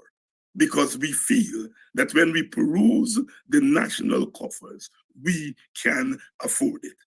And so therefore, wages that are directed at those sectors of the economy that African Guyanese people, that African Guyanese tenant, that African Guyanese are part of, we feel that's the way of improving the economic opportunities of African Guyanese. Now, there are a couple of other things we would like to do. One of the first things the WPA would do, if it has anything to do with government, is to restore the subvention to IPADG. And not only restore the subvention to IPADG, is to call in IPADG and talk about the second decade and the plans for the second decade with the possibility of increasing that subvention. The next thing we would do is that we, as part of our legislative agenda, we would move to the National Assembly to legislate that African Guyanese be called African Guyanese, be addressed as African Guyanese by the government and the state, African Guyanese by the government and state. The next thing we would do is that we will, as part of African Guyanese security, is to fight for an end to winner-take-all politics. We feel that the winner-take-all politics has damaged the African Guyanese community because it has left them outside of decision-making for 27 of 28 of the last 32 years. That's a long time to be outside of a system that when you're outside, you influence nothing. So Arthur Lewis argued that democracy for countries such as Guyana means that all those who are affected by decisions must be at the table to help make those decisions. We have not been at the table as African Guyanese through our elective representatives. We have not been at the table for 28 of the 32 years. And I submit on behalf of the WPA that that absence from the table to make decisions has amounted to a further degradation of the African Guyanese community economically, socially, politically, and psychologically. It's okay for an individual. Some of us have done well, and we can ride the waves. But when we look at people who are being devoured by the waves for 28 years and have no legal recourse, meaning they have no recourse within the system. Parliament, no, they're one seat less than the other side, but have no power. So we feel that as part of the African Guyanese psychological and political security, that winner-take-all politics should end. We would also recommend to the government and the state that there be a resuscitation of some form of national service. From everything that we know, national service had a very important role in mobilizing our young people in the 1970s. And many people today are in very good jobs, they have skills, and they trace it right back to the national service. we are saying that African Guyanese, and I hear my brother Aubrey on the condition of African Guyanese in our communities and the whole need for consciousness and so forth. We are proposing that there should be some form of national service. May not be in the identical way as it was done 40 years ago, 50 years ago, but there should be some form of national service where we can mobilize our people en masse, especially our young people, and use the institution of national service to build up their social capital that they can then use in a petro state. The next policy plank that we would bring in place is we talk about national service already. We would very, very early, and we feel very strongly about this, we would compensate those people in Mocha, Hillfoot, Mackenzie, and other places that the government has taken away their lands. We will urge our government and state to properly compensate them and apologize to them as a state for what this government has done to them. And where they can be relocated, where they can be located back to where they were. We understand, as we've been in the news, that the land at Mocha, are not being used for roads. And we feel in situations like that, the people should be given back their land, they should be apologized to, and where necessary, they should be properly compensated. And so, therefore, in a nutshell, that is how the WPA sees this problem of African Guyanese. That is a problem that is not only germane to Guyana, but wherever African people find themselves. We are aware that in a multi-ethnic society, doing ethnic, social, and political and economic engineering is never easy. And so one has to find the framework. And that is why we are talking about that triad of national development, regional development, and ethnic, or what we call intranational development. The Indian Guyanese and Amerindian Guyanese in particular, I would assume would have their own demands on the state. And if African Guyanese and Indian Guyanese and Amerindian Guyanese make their demands on the state, as we in political science, and there are two political scientists on the stage there, will know that, you put into the system your demands, and the output comes as policy. But if we are part of the state, we will ensure that this special problem of it is a special problem, because they come out of a special experience that has not been experienced by our other ethnic groups. And so the African Guyanese case is special. Now, at the level of education, we are proposing a couple of practical things. In addition to paying our teachers better, we are asking that African Guyanese history be taught in schools. Sister Oliver spoken about that. I think Aubrey has mentioned it, and we feel very strongly about it. There is a book written by Walter Rodney called Cuffy250 Out of Africa, but it was written for children. And this government, which is so of Walter Rodney, has not even introduced that. We will introduce that book. He wrote a second booklet called Lakshmi Out of India, which is about the Indian experience. And we would introduce, so as far as the African Guyanese are concerned, we will fight for African history and African Black studies to be taught in schools. And we have as a start Cuffy250 Out of Africa. At the level of the university, we will fight strenuously for African and African Diaspora Studies unit at the University of Ghana. It's high time. It's high time. Almost every university in the United States of America as a department or a unit or something that deals with the African experience. And it has to be because of the uniqueness of the African experience. You cannot talk about holistic education in any of our societies without centering the African experience of enslavement and post-enslavement.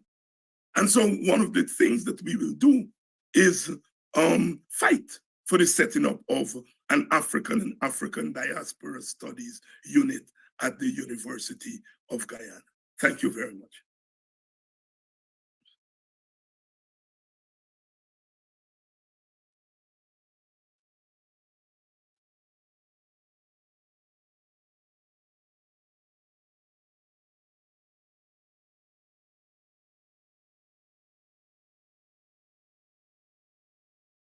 Thanks for that presentation on and I was linking how Dr. Hinds started in terms of with the importance of government to something that Mr. Aubrey Norton said. He said to develop sustainable communities.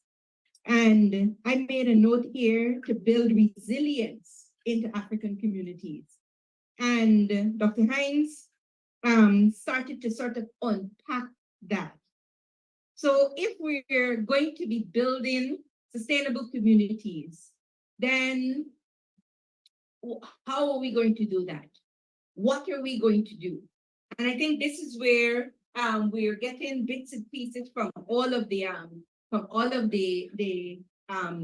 speakers. But I'd also like to say that even as we listen to the speakers, one of the things that as we think of the next 10 years, perhaps the next 10 years should focus on building resilience into African communities. Sustainability, yes, but resilience. And the resilience, and here is where we come to the state and the role of the state. And Dr. Hinds spoke about the role of the state is key because the state makes laws, policies, regulations, and rules that govern our lives.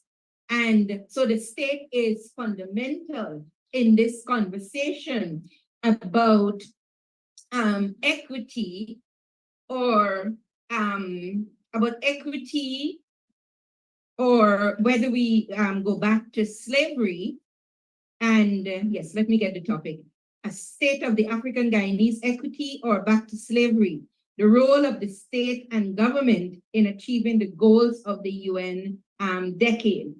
So the state plays a fundamental role and in how we move forward. And the other point Dr. Hinds made in terms of, he focused on the national, the regional, and the ethnic. It was interesting that you mentioned ethnic and not necessarily local, and you made it more specific. So that's a big takeaway in terms of national, regional, and ethnic, not merely in the general context of local. And Dr. Hinds also mentioned some 2 or 3 other points I've mentioned in terms of the restoration of the village council system. And this comes back to the whole leadership that Mr. Norton was talking about and bridging some of the gaps that Ms. Samson talked about, small business. I think one of the things more and more in the African communities, sometimes we focus on more of the social things and not necessarily on economics. And the Black community needs to focus more on economics because I was going to say money answers all things.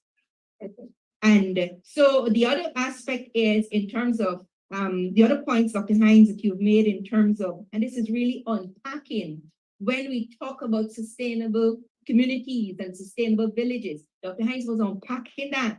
The cultural tourism as an economic activity. So it's putting an economic value on the culture at the village level, the culture, the skills, and the expertise. Then he also talked about the, and this is, in terms of the family as an important element or part of the village economy. And the other, let me see, the other point is that I wanted to make is education. Education is so fundamental to all of this. And then I made another note here about self-identification. When he was talking about teaching African studies in school, it's important that if we're going to work together as a group, then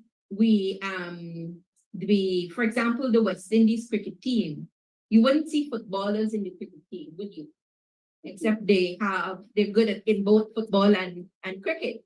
But the West Indies cricket team, they are identified as a cricket team. And I think part of this self-identification in terms of teaching African studies in school is a part of understanding who we are as African people and also what we bring to the table. Last thing before we invite the other speaker, I made a note here that says, there's this motivational speaker, Les Brown. And Les Brown has this, some presentations that he's made. And one of them, he said, you got to be hungry. I am getting hungry. Not hungry for food, but hungry for change. Let me say that again. I am getting hungry. Hungry for change. Are you getting hungry? Are you getting hungry? So as we leave here this afternoon, and those of you online, we must be hungry. Les Brown said, you got to be hungry. And profound change happens where we have the ability for change, the capacity for change, and the will to change. Nothing is achieved without passion. And that's where you gotta be hungry comes in. That's where you develop the passion to develop the will to change. And if this change is gonna happen, when we leave this room, we go back to our lives and we're confronted with various challenges and difficulties in our African life and existence. You gotta be hungry. And so I'm going to now invite, let me just say thanks to CAMS TV. I learned that CAMS TV is broadcasting the program live. So CAMS TV, we'd like to shout out to you, recognize you. Those of you online again, we hope that you're enjoying the program and we're going to have a discussion session. So I'd now like to invite our next very special speaker to the podium, Dr. Henry Jeffrey, who, like Dr. Hinds said, is also a political scientist, and I introduced him earlier. So Dr. Henry Jeffrey, without any further ado, I'd like to hand the mic to you.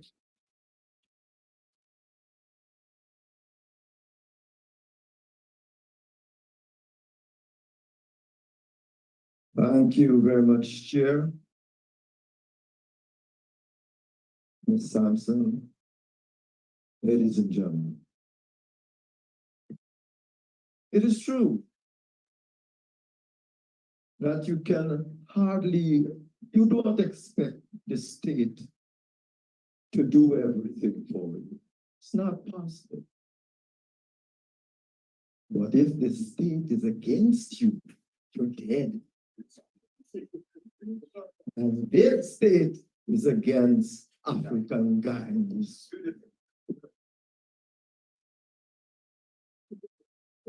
And as for that, they need to plan. It is not they need to plan. David was telling what he will do if he won. What if he lose? What happens? You leave African Guyanese in this mess. After all, it's an election where people ring in here, and all over the place. So suppose you lose. That's right. The change should happen now, before elections, to assure yourself that if, regardless of who wins, you are at the table. You are at the table. That is the change you must be looking for. And I say this in the context that our discourse about a decade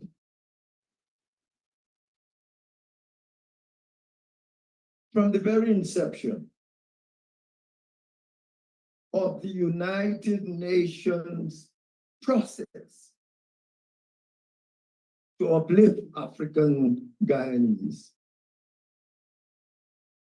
The determination of the PPP state to control the process is largely responsible for why not much has been done.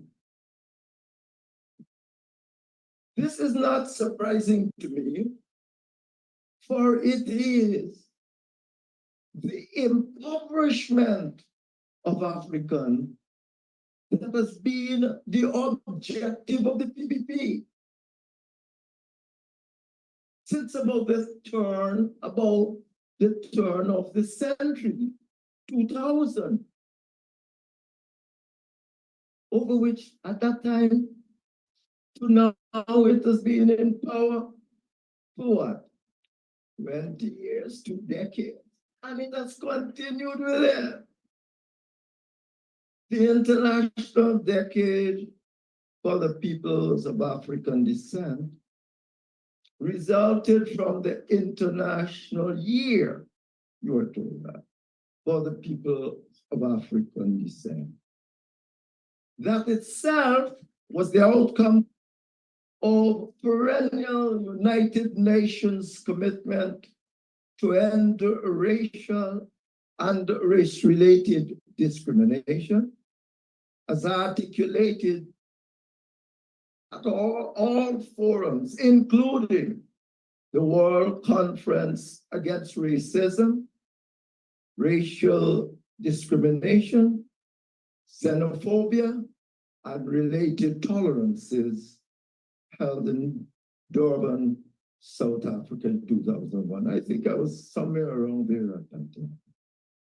Maybe not that conference, but somewhere. The main objective of the year was to elicit international and national action to raise awareness of the challenges facing African peoples. It was hoped that the year would foster discussions that would generate proposals for solutions to African challenges worldwide. Member states were to facilitate the development of national plans. We're talking here now about since 2010. Member states was to develop national plans. But as expected in Guyana, the development of that plan was marred in controversy. Aubrey told you just now that he was a committee to do the plan.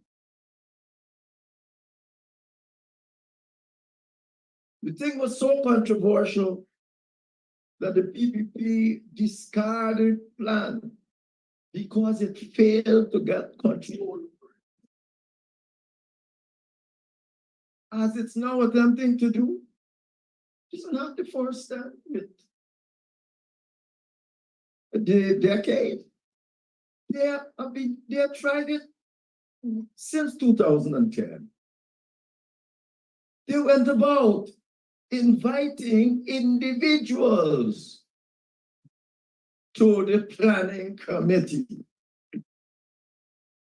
Norton and the PNC says they're not going, I think, and Hammy and Norton went, and Hammy was vice chairman and all sorts of things. And when they were finished with their plans, the PNC said, we have nothing to do with this. You didn't invite us. How can you? We are the most representative organization of Africa. We are these two bodies, and you are doing this without inviting us, and then no one invite us to some opening or something like that. They say we are not going, we're not even supporting the plan.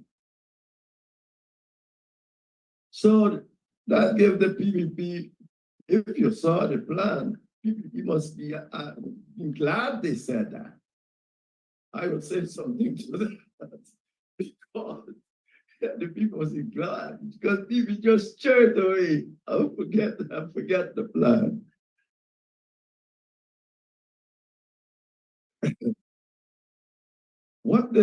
As I said, what the state is doing now is what it did since then. The plan called for all manner of things for African Guyanese.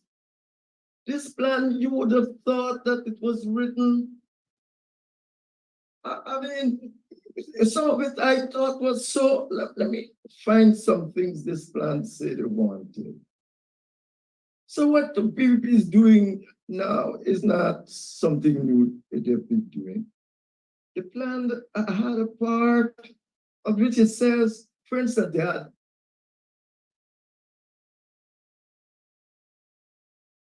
5 parts. And they had the economic part. Listen what the economic part was. I'm only going to give 2 of these to give you an indication. One from the economic and one from the political. The economic part says, the economic part says, called for the promotion of inter-ethnic equity in the distribution of land for housing, business, and agriculture, and for some access to arable state lands as compensation for approximately 200 plantations purchased by free and manumitted slaves, but made into villages by the British government without consent. Now you think the PNP want to hear anything about compensation for 200 villages and all that. But after all, they invited people and the people went and the plan was there.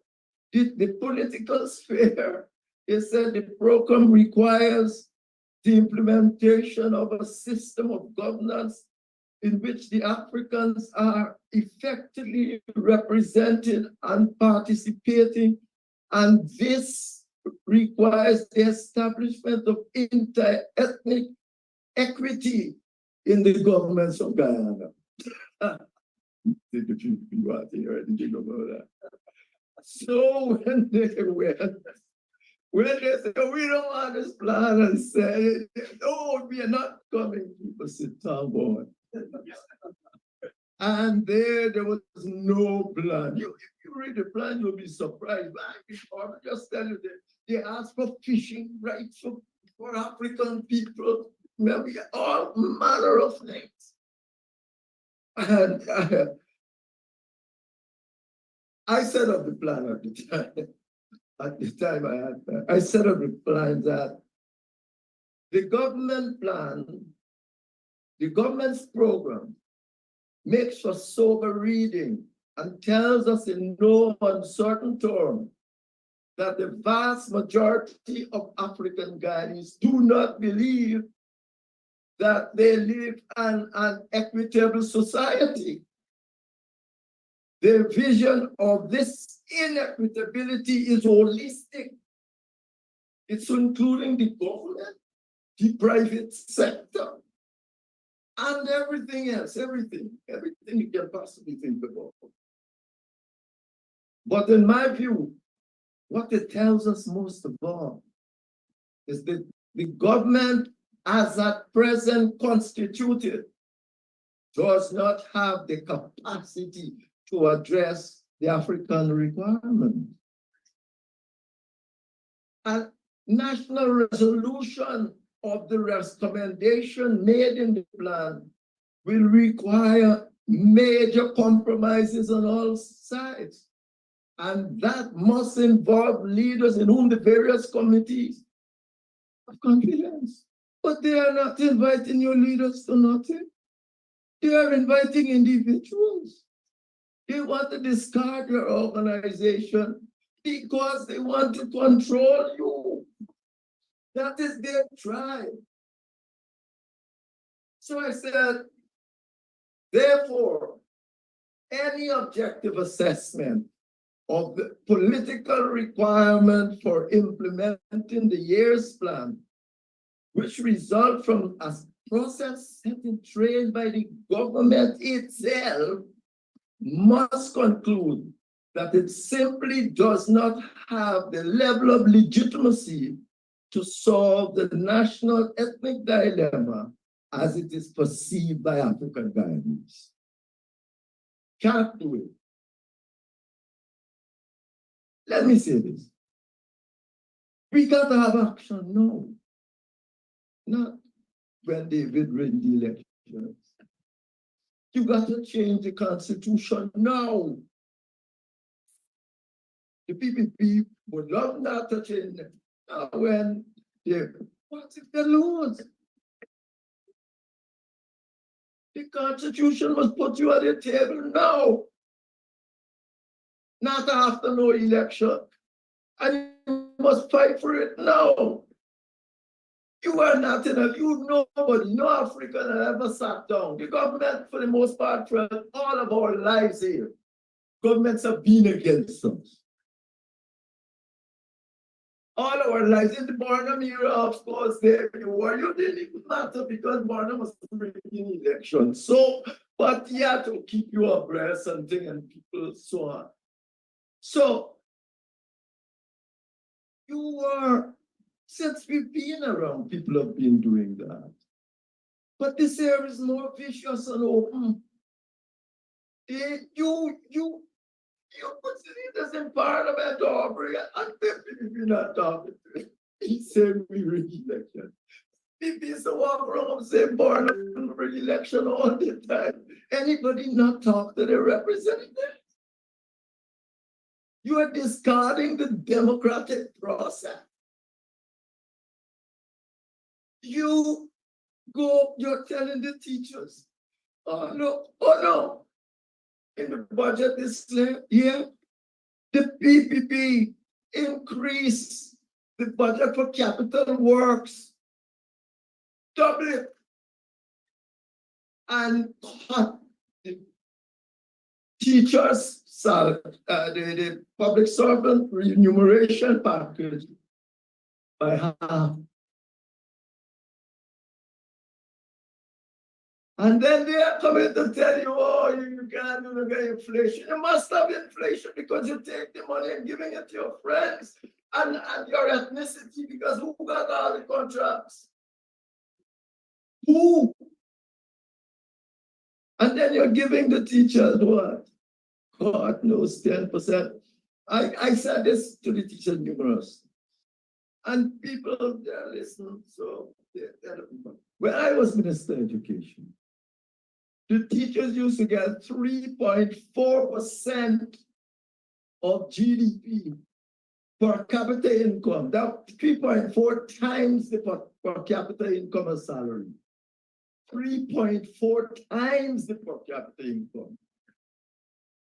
Let us say now, well, I can't buy most of the capital thing, but let us know that we work with GNP. That's actually coming to us must be about $12,000. 12 is at $46,000, $40,000 over there. Teachers supposed to be paid if they were paying 3.4 times the GDP, as they were the and comment, why is that all that occurred? It occurred for one reason: you are not at the table. And the system is permissive. Much of the things that people do is the extremes, but the system allows them to do it. You live in a thing you call democracy. And for 20 years, you don't have a official justice and Steve Justice. It's gonna be a joke in any democratic system.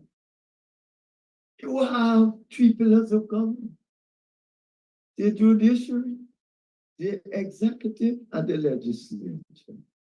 They're supposed to check each other. The judiciary is the most important one, and they control the judiciary. They control the executive, and they control the legislature. You are living in a dictatorship, and we're calling it democracy. So it's absurd. So you see that, and people like Aubrey, I'm talking to them, I said to them quite clearly, these things got to happen now. Elections in this place, you don't even know it's elections in this place. Landfill said 4,000 people voted that was not supposed to vote. And you might think that's impossible, but in Maldavia, 5,000 people voted that were not supposed to vote, and the court had to throw it out. But they're not even allowing you to get to court. Your matter dealing with that can't get to court. And get out there telling you. First of all, it can't get anywhere, not even to court. They bring a recount group to Guyana. When the recount finished, and the people finished doing the report, they said, "But what about the recount? What about the people?" According to Vincent Alexander, the people said nobody sent it to them. You can believe that? That you bring a big recount and you didn't see that they got the documents of the results. It's gotta be a jokey place. You got to go to court with a matter, the same matter important, and you forget the date. Where do you think we live in? Are we stupid? But all those things apart.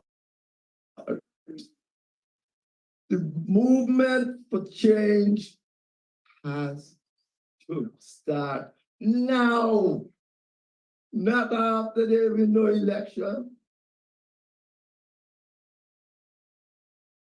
I saw that Aubrey mentioned Sir Arthur Lewis. Guyanese are aware of their condition. And all these things that Aubrey says here, they're true, but only in the sense that you have a neutral government. They're true, but only when you got a neutral government. But if you don't have a neutral government and you got a government propping up the other side, it means nothing. Absolutely nothing. Indeed, they're impoverishing you. You're saying, oh, don't worry, the Chinese, don't worry, the Chinese. But the rule says that you have a level playing field. And you know that it is quite possible the Chinese getting interest-free loan from Exim Bank to buy as a collective. You got to do something about that. You got a CARICOM body in Suriname that's supposed to look at those things. Cares. It's happening to Black people. Who cares? Who cares? You see, they go last week. They say we have done something about the rights of women and all of that with children and so on. The most important right if they're important, they do nothing about it. You know why? Because it would have affected Black families more. Black families have more children outside that the father ain't paying. So what happens? All the state had to do was say, if you go to court, Americans, if you go to court and you determine that you has to pay child support, the state paying the child support, and you owe the state. See how fast you go in and because you can't get driver's license, you can't get nothing, you can't get passport, you can't go nothing. And then there is no limitation. You can't say time God. You see how many children you want one left and making the 4%. Because not the sex that is the problem. It's making children. You have to bring out sex, you have to have children. But that is the problem. Why they do that? That right before your face. If you really want to help women, many of them single mothers and single parents, they gotta go to court. If you see the confusion of the court, how many times they got to go and come back. All you said is like what it happened in Scandinavian countries. Once the court say you must pay child support, the state will pay it. You owe the state. With interest if you don't pay the state. So as you don't pay year after year, the interest going up. I sit down with two young men at in Pleasance in London. And they're talking their own business and want to see that back 2 children. Really? The idea of having 2 children a year, a year alone, that thing. But, well, I said, I joined these conversations. So I said, why you want 2 children? Why not? Yes. I said, you got a job. He said, yeah, I got a job. But I gotta get a better one, the rest of them can't pay support.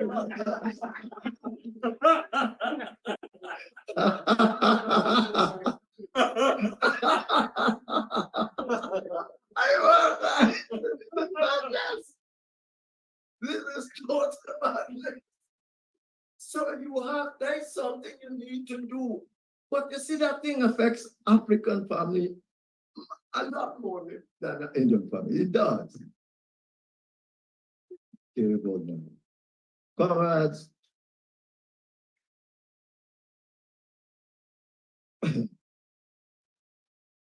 over the decades, guys have been living in a kind of funny reality.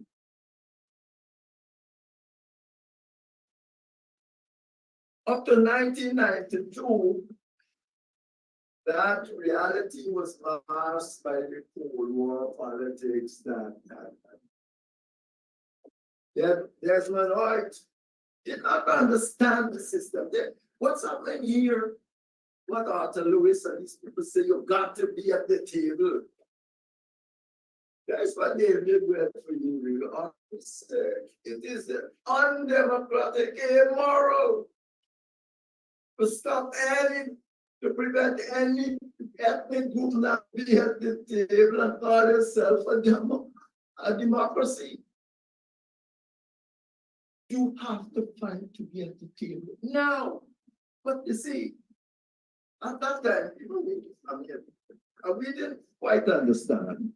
Remember, Desmond Hoyt had to drag the PPP to elections reform. Although when they were out of power, they keep saying, oh, terrible constitution, boredom constitution. What's the boredom constitution and lock it up? Jerry said, oh, but the board, I'm a good man. I will do a boredom. That was perhaps true, but you can't make constitution for good people. You don't make law for good people. You make law for bad people. And this law not bad people. So you just gotta make appropriate laws. So he said nothing, but I tried to drag him to well, nothing. By this time he was dead, but to constitutional reform. And they put in a whole bundle of committees there, But you know what? Because he didn't understand, and he didn't understand until 2002. Because he didn't understand, they left it in the same majoritarian mode. So if you Some resolution in the committee still got to go back to the full house where they got the majority rule done. The one seat majority can rule everything at all time, and everybody got it. Well, that wouldn't work anymore.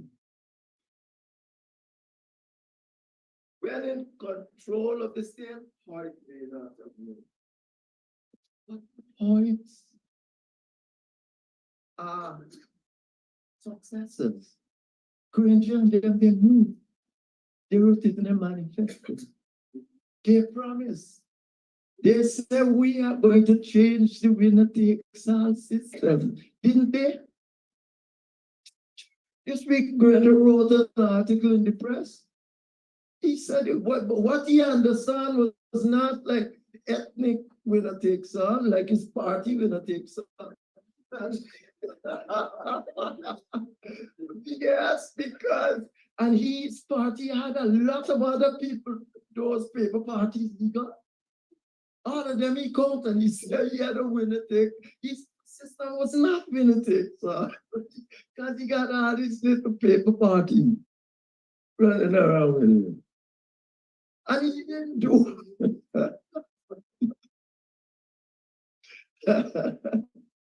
I know. Because these people mess around like this, you know, not laughing now because you can talk to them like that. I don't know. But and today, you know what happened? We sit there talking about the dire socio-economic conditions of Africans. And we are saying perhaps we are on the road to slavery. Thank you very much.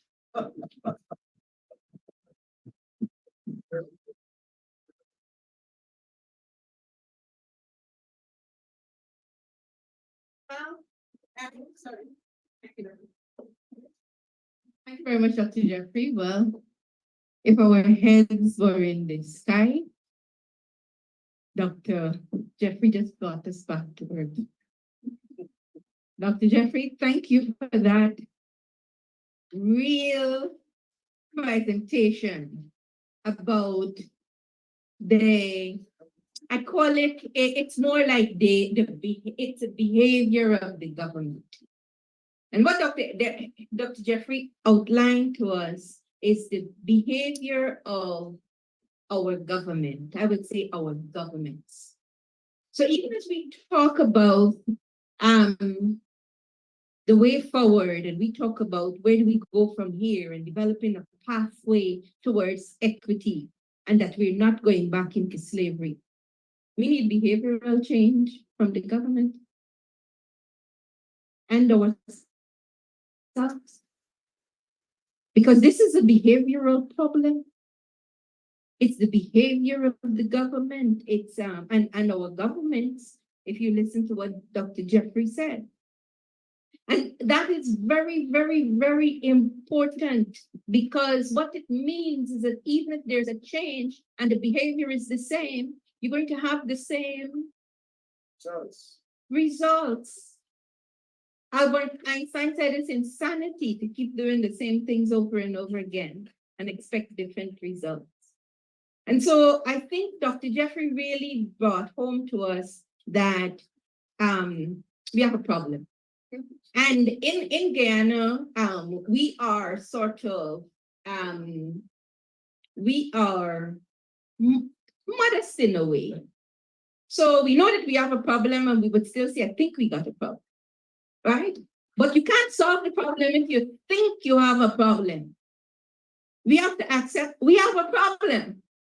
And one of the reasons why Cuffy250 has organized this session this afternoon is because African Guyanese have a problem in Guyana. Is that right? Am I right? No, we don't have a problem.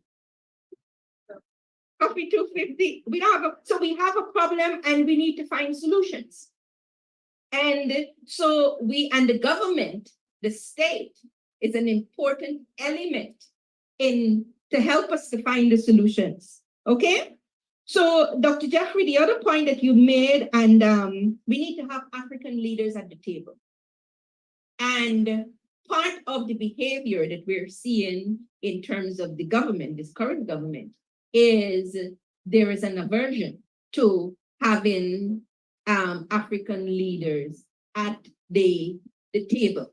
And African leaders from, I would say, established organizations. Because government is smart. Government would come and say, we do have African leaders from organizations. But I'm saying established organizations. Organizations which have been there. For example, we need Africans on the boards. We need persons from the opposition on the boards. We need the chancellor and the chief justice to be confirmed in their positions. We need, and I'm getting specific now because we talk in the broad generalities, but we also need to get specific. So we need to go, and we can't confirm the chancellor, we can't confirm the chief justice, the government has to do that. We can't put the members of the opposition or people from African communities on board. We need on boards. We need the government to do that. So we need the government to change its behavior towards the African community. And I like what Dr. Jeffrey said. The movement of change starts when? Tomorrow, next week, next year. The movement of change must start now. Coming back to what Miss Aubrey Norton said, he said that he talked about organization and leadership. So even though the movement of change must start now, there's need for organization, there's need for leadership. And are we just going to do this every 10 years or every 20 years, or we want sustainability now? We want to build resilience now. So we must be very clear on whether we are doing this because we feel that it's something to do, or we're doing it because we have a sense of purpose. So the other point I'd like to make is that even as we talk about this change, we have to also focus on the African, we have to disaggregate the African people, African men, African women, African youth. They have different issues, different problems. We have to develop different ways to find solutions. And we also have to be honest. We also have to be honest about, I heard at least two of our speakers, Dr. Henry and Ms. Norton, talked about our African men and children. We're being honest. And in order to solve our problems and the challenges of African women, the challenges of the African youth. So we also need to be very honest. And we are in a funny reality indeed. It's a funny reality that we're in. And then it is the other point that he made. He sort of brought us back right where we started with. It is immoral to not have the ethnic group like the Africans at the table. And this is where we started off when I said to you that the fate of humanity, if humanity is to continue, it is entirely dependent upon its moral development. And so we need to help our government to develop more morally. And I'm not just talking about the government in this present context. I'm talking about the government in terms of any government, because we may change, but we may have an exchange. So we have to get our leaders and our government to develop, because if our Black humanity is to continue, the fate of our Black humanity is dependent upon the moral development of our government, of those in charge who make decisions on our behalf, and our various communities. And so we're going to have a succession. Dr. David Hinds is going to tell us at the end of this session about the way forward. But we'd like to open the floor for a short discussion, because strategic communication is two-way. We speak to you and you also speak to us. We'd like to hear some of your views. And so we're going to open the full floor for those of you who would like to respond to some of what was said. But also, we'd like you to talk about when you leave here. Dr. Jeffrey said that the action begins now. What is your understanding of that action begins now? When you leave here, what can you go back in your own home, in your own community, in your own workplace, in your sphere of influence, and do as a part of rolling out that action? So we open the floor for also for those of you who would also like to speak to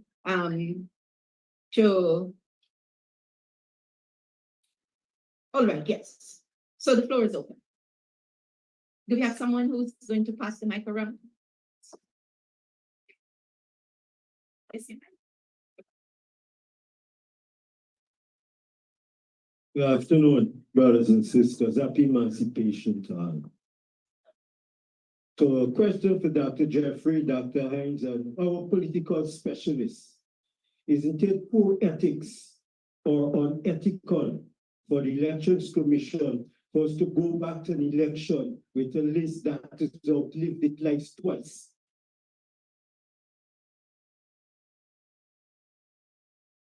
Thank you very much for that question. Okay, we think about, we also have, I think, Mr. Aubrey Norton is online and Dr. David Hinds, so they will also be able to respond. Good afternoon. I've listened to all the presenters, and something always bugs my mind when we talk about the youths and the state of the youths. I think, we are overlooking the state of the youth in a little isolated way. Why I'm saying that is because the mother of the youths are mostly absent from the home for the past decade or two.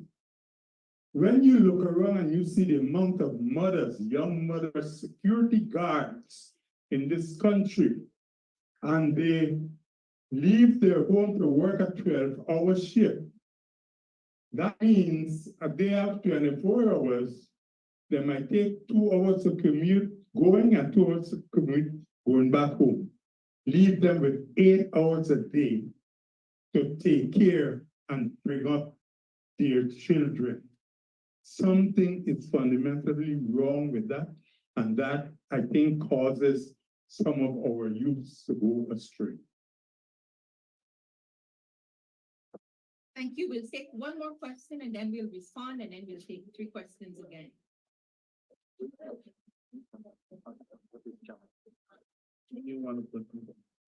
Good afternoon, Leland Saul. A very simple question I would want to ask, and I trust that I can get an answer.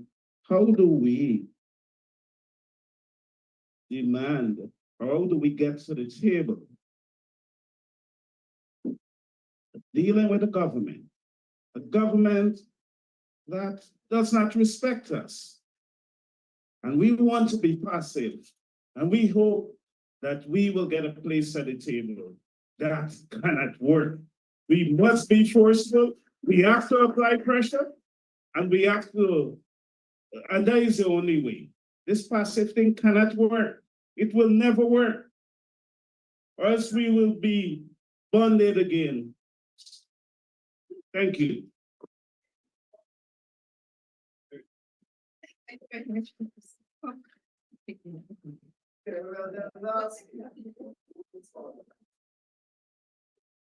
Dr. Jeffrey, your contribution was a very lively one, but I want you to make one suggestion to me.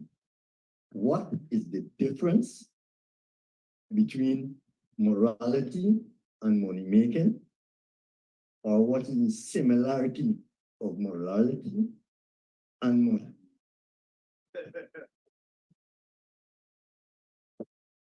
Thank you, Dr. Jeffrey.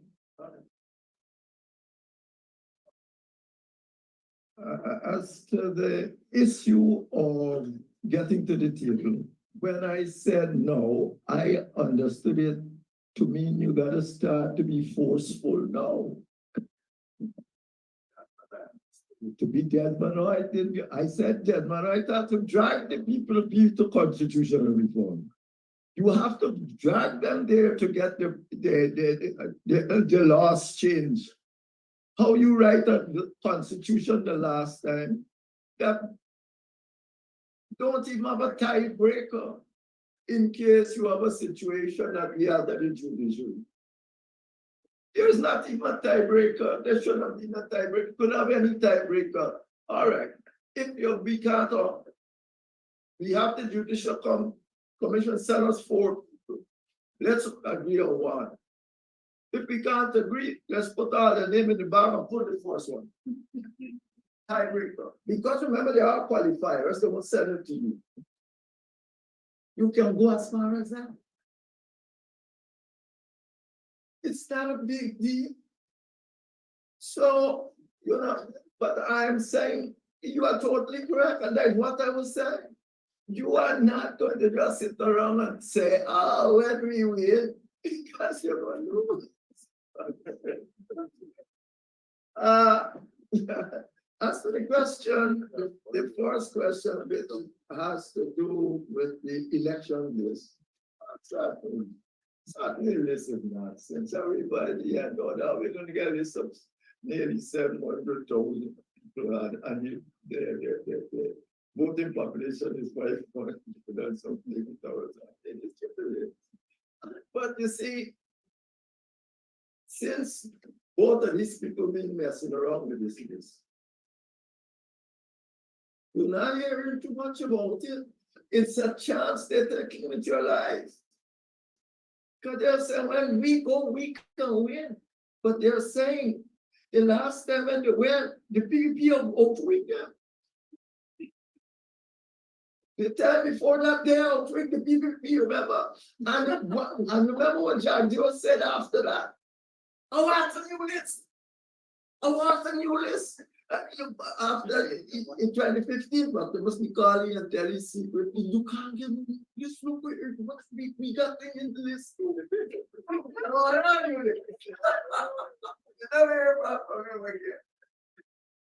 So it's not making any effort. Plus, because they're taking a risk with your life. If you're saying that they're messing around with something, I totally agree with you. The CARICOM people say the list was true.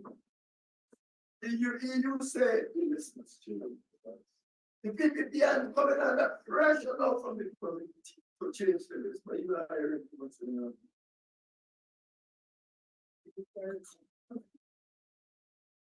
People have put pressure on them, maybe that's when you gotta start. Gotta put some fire under them. That's where it has to start. Because you have these things change. These change. I know what should I say? Oh, we have to change the morality. You can change the morality of these sport politicians. It's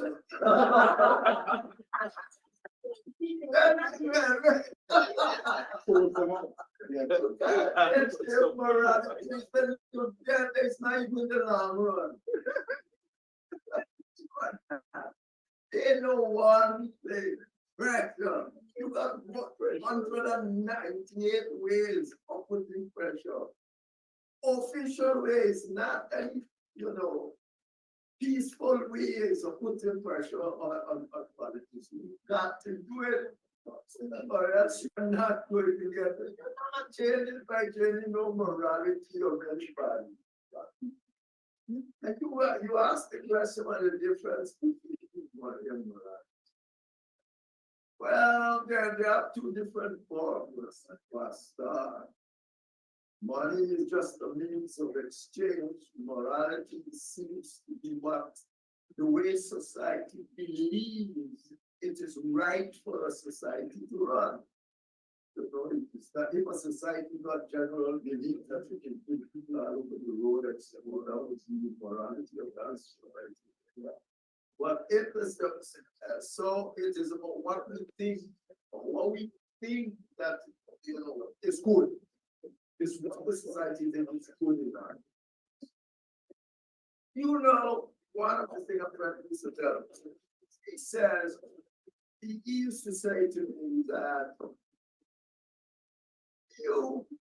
can't fight, you can't win the economic struggle with people who religion tell them that if they're going to go to heaven, God will show them in an order.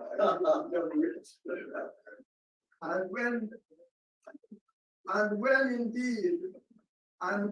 indeed your religion tells you if you get rich, you can't go to heaven. So I mean, all that's part of the old moral thing. There's nothing but if our society believes there's a good way of getting money and a bad. If you steal it, if you gouge people when they come by, it's the bad way, it's immoral. It's as simple as that. I mean, I don't know if you need any other explanation than that. And that's still one of the tenets in the new religion, Yeah. the acquisition of wealth and the acquisition of more wealth. Yeah, but that's fine because then God show you that you are going to heaven. Yes, if that's a way, that's part of the belief structure. I am not certain it's about the Hindu alone. I think the Jewish church got that thing too. If you go to heaven, you will, God can show it on earth. If you pour it, no heaven for you.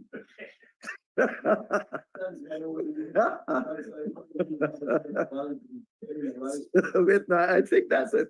I think that's it. Table. What's the difference between election? Oh no, the one with the youth. That is not the same point I was trying to make. You have this system. You recognize it that all these people are going to work late, and the children are hardly going to school and all manner of things. And what? That's because also they got children and the father's not paying. We know that there's not such a big thing for you to do. You can, I think you will get to, both parties might agree with that in Parliament. Do something very simple. It's simple. All you gotta do is say, we got money, make it worse. We take over that. You us, and then maybe till you're dead, you gotta pay. It doesn't matter. With interest. People, first of all, they're going to stop all this out of wedlock children because they know the minute you start messing around with that, you don't get the passport, you can't get driver's license, you can't go to the government, work any government place without even if they find you at a private man, they can tax man come and say they owe the government. So you're doomed. So why not? What does it take? Barbados, I think, try something like that too. I'm not certain. But what does it take? Nothing. And that would solve, well, it would go a far way in solving that problem. First of all, the lady might end up with so much children because you don't have men believe they are showing that they are men by having 10 children. So thank you very much, Dr. Jeffrey. Those of you who are online, if you would like to ask questions or make comments, please raise your hand and we will be able to have you respond. I know, or have you ask your questions. I also know that Dr. Hinds would like to respond to some of the questions. One point I'd just like to suggest, perhaps there can be an African Guyanese family forum, which could focus on issues in the African family and how to find solutions. Dr. Hinds? Yes, I would just like to make a comment on what do we do now. And the unfortunate thing about the African Guyanese, and I suppose for other ethnic groups, is that we organize along political party lines. We used to organize along trade union lines, but we see what has happened with the trade unions. And so in a sense, when the political party's electoral interests are at variance with what African Guyanese need to do now, we find ourselves in the situation that we are now. It is very clear that African Guyanese feel this government has gone too far. There's need for protest action. Some have said there's need for street action and so forth. But the major political party that represents African Guyanese is unwilling to go in that direction. And clearly, that party is looking at its electoral interests. And so we are at this point. When a situation reaches this point, it is clear that African Guyanese feel dispossessed, disenfranchised, and disrespected. And whenever the situation gets to this point, people take matters into their own hands, and the society then spirals into a situation that becomes uncontrollable. We had glimpses, or more than glimpses, of that between 2002 and 2006. So that's the situation we're in. I do not know how much longer this situation with African Guyanese is going to continue without some form of action. Clearly, the major political parties now going there, and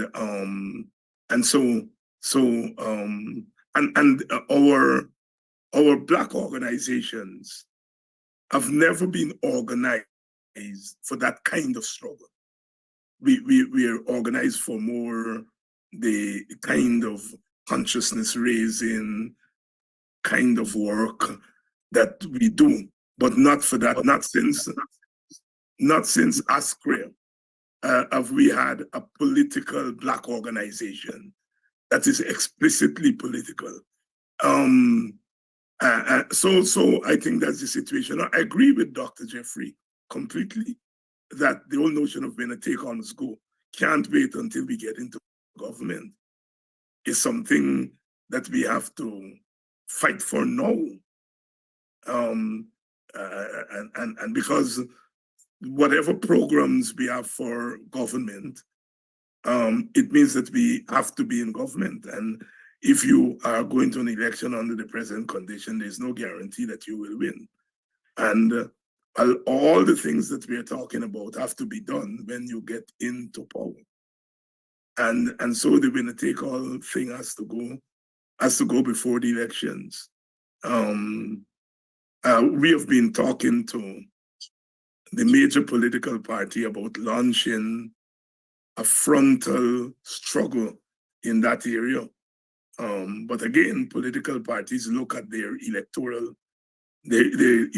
stock, and not necessarily at their ethnic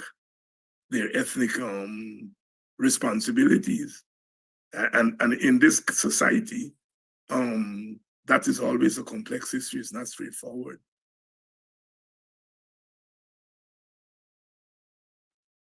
So we have two questions online from persons online. What is the takeaway from this presentation, and what are the next, well, I said next steps. And so let's think about what are the next steps. People sometimes think in very structured way. So next steps could be, this is what we do next, this is what we do next, this is how people can organize, and what are the takeaways from this presentation. Anybody else in the room you would like to ask any questions? Could I make a few, Adriana, could I make a few comments? Sure. Yes, Mr. Norton. I've listened to the presentations. This talk about being passive, in my opinion, is not sensible talk. In a political struggle, you have to be organized to achieve your objectives. In 1997, when the PNCR carried a lot of the street protests, one, we were only 5 years out of government. Two, the public service was still predominantly controlled by us. Four, there wasn't the level of fair and contract workers. And therefore, Additionally, the trade union movement was more useful than it is now. Right now, there is only one trade union that seems to be of any consequence, which is the GTU. Now, you in political struggle, don't run wild because some people believe that you need to be radical. You have to analyze the objective conditions. You also have to analyze the subjective conditions, and then you act. Now, when somebody says you're being passive, exposing government is part of passive resistance. There are many other things that can be done. But as leader of the PNC, and I know a lot of this is targeted to the PNC, I am also obligated to protect members of the PNC who at the end of this process, this be described as thugs, and the people who call in for them to take the action tend to join and see them as thugs. Now, you have a totally different situation in 2024 in terms of the police force, the public service, and a number of other variables. Your forms of struggle have got to change to suit your present situation. So people who are talking about passivity, I would say to them, let them recommend the forms of struggle that should be taken, and let us talk about the organization to do it. And some of them who are talking need to be in the forefront. One of the problems you have is that people make all this noise about protests, etc. And when you go into the protests, the very people that are talking disappear. I want to give you the case of Quindan Bacchus, which David Hinds knows full well. Not David, sorry, Quindan Bacchus. When the Quindan Bacchus issue occurred, a lot of people were saying this is the right move, we should protest, etc. When the government used the cameras and select all of them to charge them, not one of the persons who were hailing the protests came to the rescue. The PNC had to work with people to find money to bail 16 people. And all the radicals who are talking did not provide a cent. When you're going to struggle, I was part of the 97 struggle. You have to have a battery of lawyers, which we can get, that are prepared to go out there and stand up for those you put in the forefront of the press. Many of the lawyers now will tell you they will do work in the background, but they are not prepared to come to the front because of the nature of the regime. And anybody who is talking without paying attention, and I said to some others, we have heard other political parties saying, yes, we need to be right, we need to be going front, but they are not prepared to go to the front. And I'm not here talking about the WP. I'm talking about the other ones who mouth all kinds of things. Political leadership has to be sensible. We have to take on the PPP, but you do not have to commit suicide. You have to survive sensibly, achieve your objective, protect your support base, and ensure that what you do, they do not affect your electoral chances. It's a totally different kind of struggle just after an election like 1997. It's a totally different kind of struggle to a struggle just before an election in a multi-ethnic society. So I'm saying to us, organization politically at the level of African Guyanese, for instance, the new form of struggle has to have a village base. It has to take on the Ghana police force, and I hate saying this publicly, at the various village levels so that you stretch them out. But to go in the present environment and talking about being radical, Regent Street is no longer what it is. Even if you run down and close down Regent Street, it would not have the political impact that is necessary. And those who are serious about political protest at this stage should check to see the areas in which, if you protest, you will impact. And it surely isn't going to be street protests in the center of Georgetown. I just wanted to say that. Thank you very much, Mr. Norton. Dr. Jeffrey. Surely, before one decides what it is they want to do, you have to tell your people what it is you think is necessary. To this day, I have not heard from the PNC saying we need to get on the table before election. Have you heard that? Just saying. They're supposed to mobilize their people mentally that this election that you are going to hear is something we are doing, but it would be far better if we go for constitutional reform now. It should be done now to ensure that both Indians and Black people and Amerindans are at the table when the decision is being made. And that we will do everything within our capacity to see that that occurs. Well, I am not sending anybody on street or not to go on street.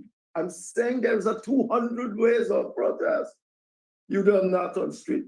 Mr. Norton went and didn't shake people's hands. That's a way of protest. It's in the book.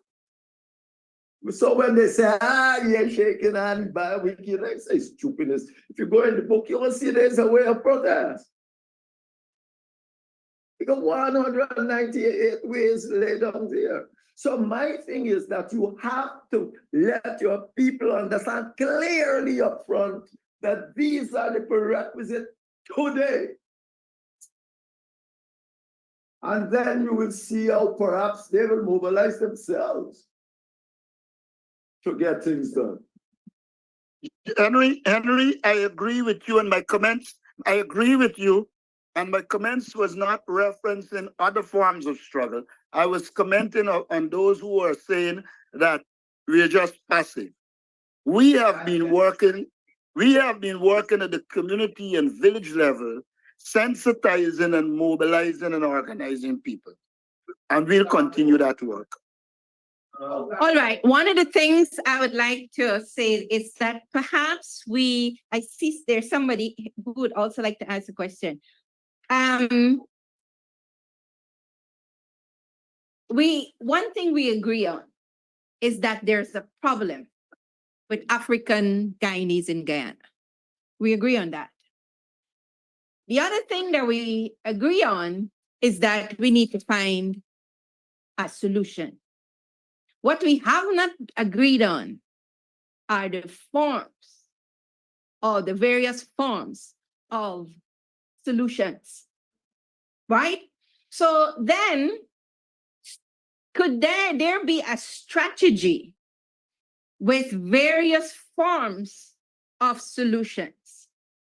And that strategy can be communicated, because what I am hearing is that there is a problem and people need a response. They need solutions.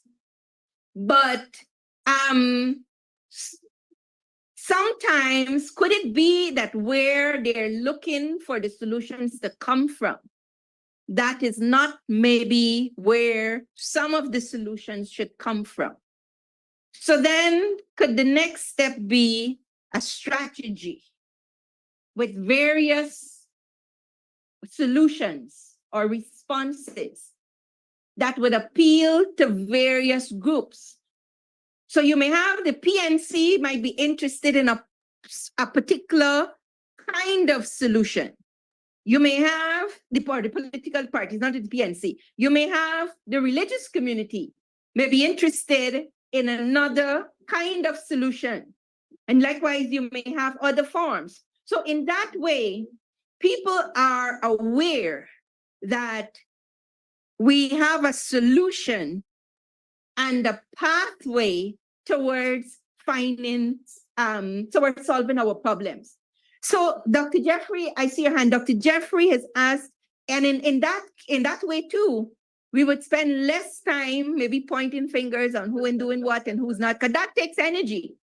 And so we use that same energy to, one, develop the strategy, two, communicate the strategy, three, identify what is my role in rolling out this strategy.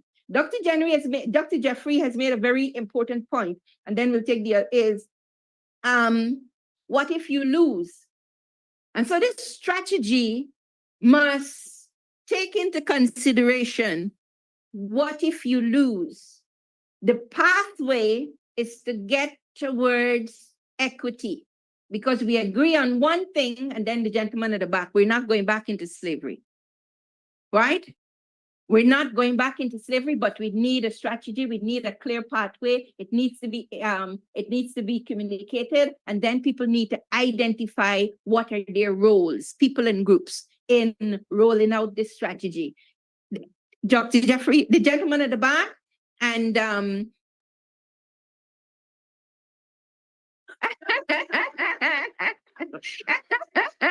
you were just stretching your hand up, right?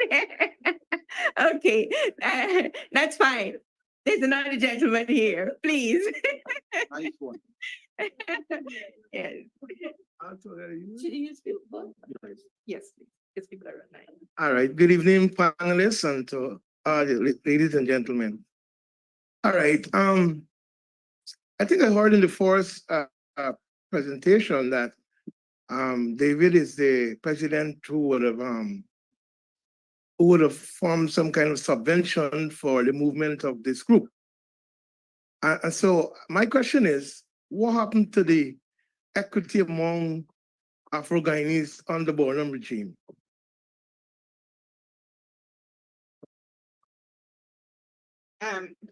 Thank you. Any other questions? Okay.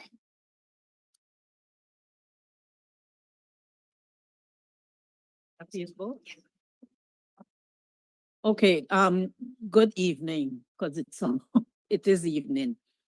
In Dr. Jeffrey's presentation, he had mentioned something about the calling of individuals instead of the main institutions. And I think it's one of the things that was happening to Ipadaji. You did not want to deal with them as the government, so you had your handouts to several of the institutions that were under Ipadaji. And I think we need to recognize that as an important point, because it is happening in many institutions around, at organizations that have a lot of Afro-Guyanese. You will find that they bring in other Afro-Guyanese to tell you that you have not been doing ABCD. You don't have a strategic plan. You don't have this. You don't have anybody of a high level that can really manage your company. And unless we find persons within who can stand up and speak out and say, this is what we have done, and show the evidence, you will find that they will continue to use us against us. And we have to be careful of that. Thank you very much. Anybody else? Okay.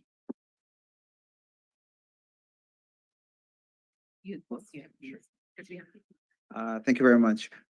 I must say that I really appreciate the words coming from my brother, Henry Jeffrey.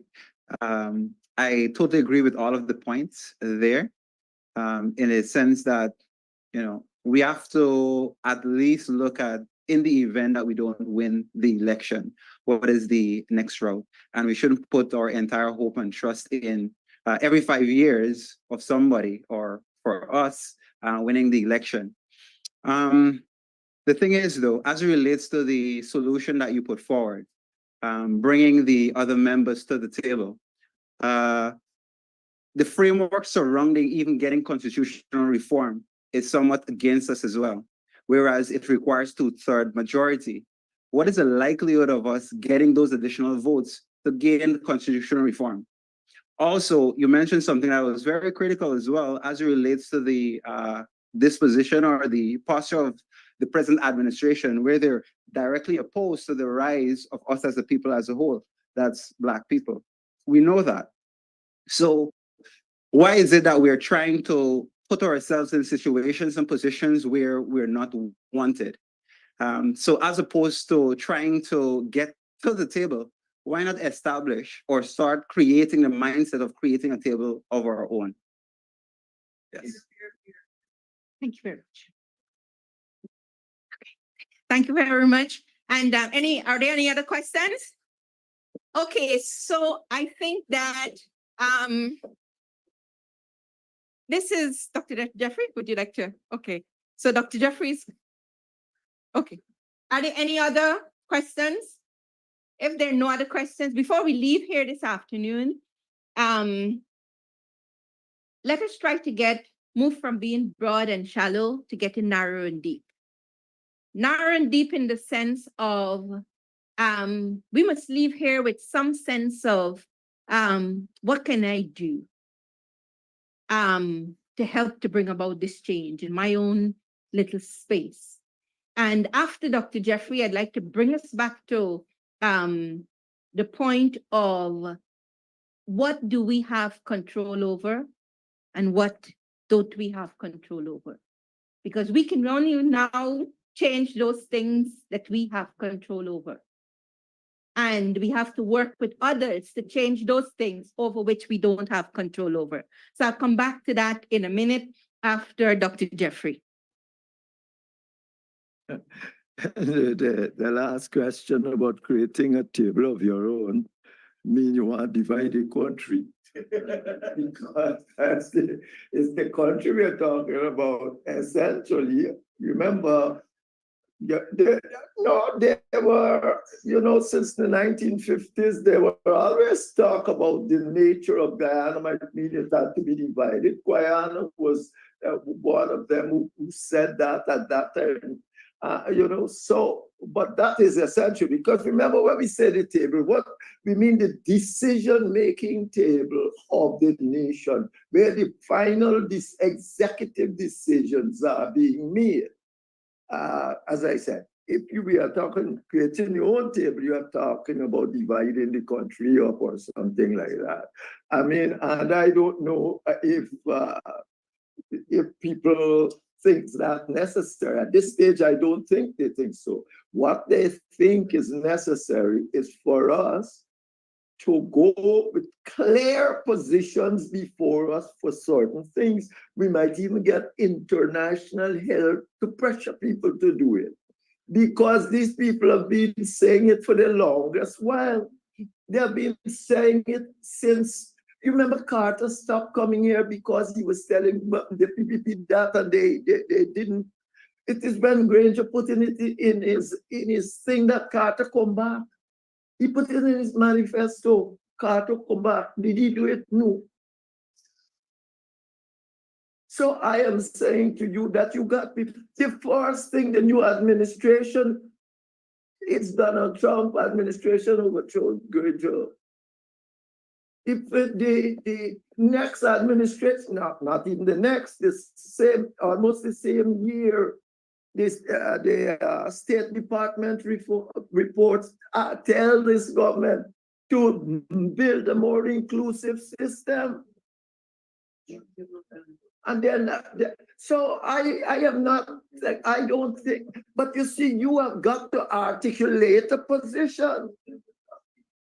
First of all, you have to articulate a position and be serious about it. Yeah, and they have not done that. You don't got international help for this because they know it's the only way to run this country democratically. There's no other way. There's no other. Voting is not democratic. Just say you go and vote and get one seat majority is not democracy. The democracy is majority rule that is agreed by us. You think American majority rule is just like that? states got two, every state got two senators, they not a majority rule. Hillary Clinton end up in more vote than Donald Trump and lose. Because it's the rule of law based upon majority rule. We agree to this form of majority rule. Britain got a thing there now. Government, they only win 34% of the vote. Yeah. It's not just you got to get a majority. It's the majority rule that's agreed upon by us. And this one here that we got is just what the British give me, pure majority rule. You can't go Suriname and do that. Suriname, the president got their 2/3 majority in the parliament to become president. So we have got to, but what we need firstly is for the people that represent African people to clearly articulate their priorities, immediate priorities. Maybe there now, we just said, well, there are obstacles for all kinds of things. But what does it take to articulate your position? Why? Why? Because you're not a Indian vote, they're voting for you anyway. And those who would not vote for you because you are asking for your equality shouldn't vote for you. Who wants a vote? Who wants to vote? You are. I'm not asking to do anything wrong to Indians. I'm saying we must have equity in Guyana. That's what I'm saying. And if Indians don't want to vote for me for that, don't vote for me. I'm no anybody particularly love me. Once I got my rights, if I don't have a rights, I'm not a citizen. What am I? So I don't understand. Make your position clear. The Indians don't want to vote for you, don't vote for me. I don't understand this. If Mandela waited for this kind of thing, what you think would happen? And a whole lot of white people that understood clearly what's going on went and struggled with Mandela. Or the you Indian people out there might come with you more sensibly if they know you are trying to set up a system that essentially will bring equality and peace to this country after 70 years. But you running the same old, like, what's wrong, but they're running cold, no? Like the other side, you were saying nothing. You're saying, yeah, put it out there. This is my position. We want it to happen now. We call upon the international community who's saying this all the time to help us pressure people to do it now. We don't want no problem on streets or nothing anymore in Guyana, but we want it now. What is that so hard? They're not doing nothing, anything. Somebody enjoying something? Yeah, Jeff, Okay, Jeff. so, Jeff, okay, we have, let's say, Jeff, yes, please. I just wanted to say, Jeff, this is an issue we continuously raise with the international community with some amount of success. But I also want to say this to you. From experience in this world, and you're a political scientist, you know that. If we are saying change before the election, if you cannot get change, boycotting an election is not an option. You have to ensure there is no elections. So whatever is conceptualized has to be conceptualized in the context of, one, yes, you want a power sharing system. In most of my academic writings, I've established that, and in the PNC. But also, people tend to lead us to a boycott of election. I want to make it clear, boycott of election without a mechanism to stop an election is not an effective strategy. That's all I wanted to say. Thank you, Mr. Norton. Thank you, Dr. Jeffrey. We'll have Ms. Samson, and then I'd just like to say we hope. I would like to say one quick thing on this issue. Yeah, I would just like to say we have come Dr. to. Hinds is on the floor. Yeah. Okay.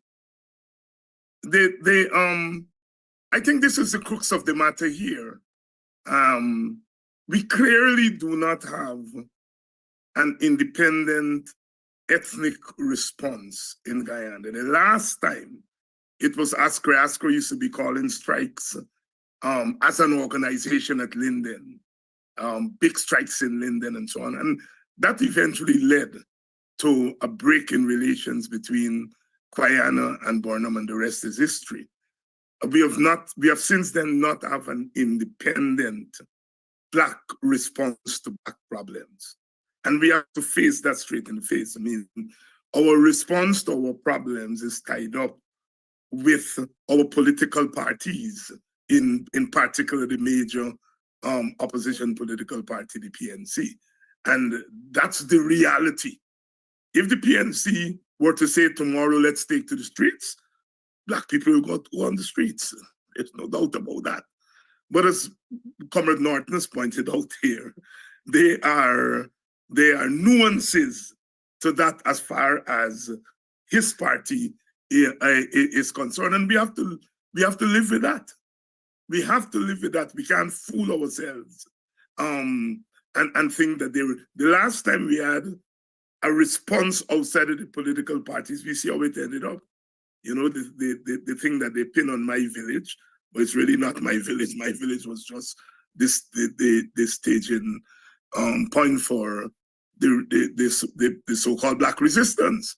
And that's a distinct possibility, because what happens when political parties, which people depend on to lead their fight, don't see their fight in that way? There's always some small segment that's going to take action on its own and could get the rest of the public to go along with them, as what happened in 2002. So we are staring that in the face.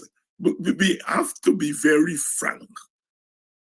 Our movement forward is tied up with the interests of the political parties. I just want to emphasize that. The next thing I want to say is, all of the things that we're talking about, a lot of the things we talk cannot be implemented outside of state power. And so even as we say, well, there are things that we have to do now, and I do agree, I would love to see Black people on the streets pressing this government to stop what it's doing now, not waiting an election. The chances of that are slim, and so therefore the next point of action is to seize state power. Now, I am patently aware that the last time we seized state power, or we got state power, we did not use part of it in the interests of African people. Directly as African people. I'm not saying here that African people didn't benefit from us being in government, they did. But we did not have a policy directly directed at African people and their problems. That is why, uncharacteristically today, I spent my time talking about that. It's a kind of a signal that if we get state power again, that certainly my party, our party, are not going to stand by and allow this one tide lifts all. We are going to struggle for the correcting of this historical problem that has been kicked down the road all the time. And so it's really a complex problem. I know African Guyanese are saying, what we can do tomorrow. There's very little that we can do than we are doing now. I mean, we are doing consciousness raising. I think we have come a long way. The kind of Black consciousness that I see among African Guyanese wasn't there 4 years ago.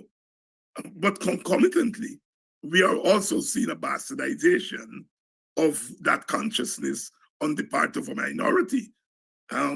We've got to live with that, but we continue to do the consciousness raising.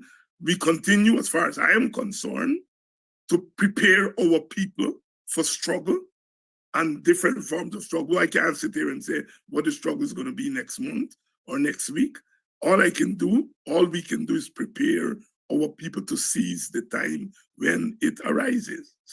All right. But I understand the frustration, given the way this government has hammered our people, that they want something to happen tomorrow and they want something radical, militant. All right. Aubrey is raising some tactical and strategic points.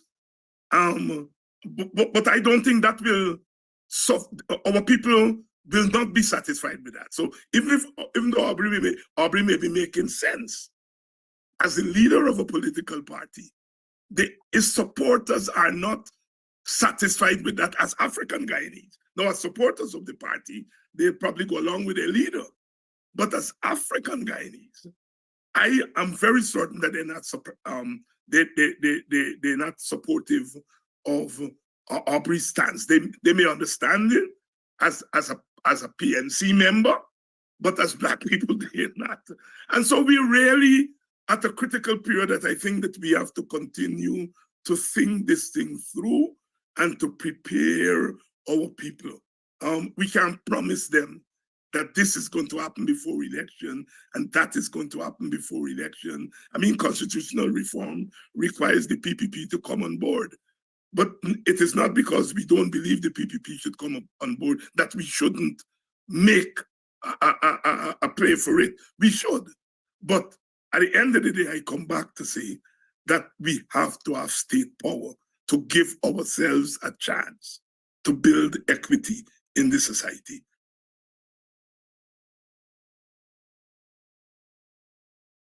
Could I be offered one more comment? Hello? Hello? I don't think she's hearing you, Aubrey.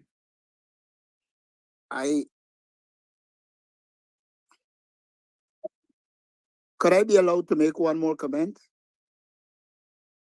Hello? We're not hearing you.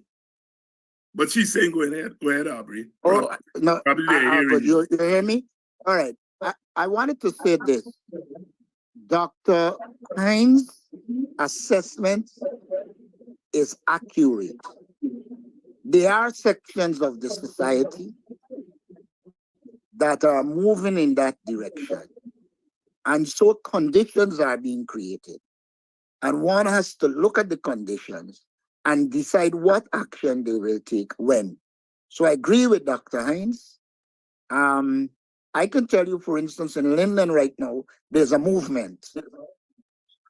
And one has to nourish that movement and carry it in a particular direction. So I agree that there are pockets of it emerging. And in some regard, we have to factor in this struggle that there is a lot of Indian passive resistance, and we have to also make use of that. That is what I wanted to say.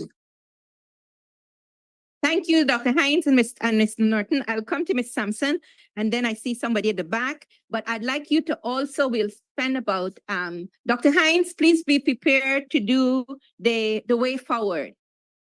And so when we come to the end, we would like you to give us some specifics in terms of points, in terms of the way forward after this meeting, and sort of a pathway towards this equity. And I'd also like to say to those of you here and online, we'll spend about 10 minutes discussing what would you as individuals do when you leave here this afternoon or when you leave from online. So Ms. Samson, and then we come back to you.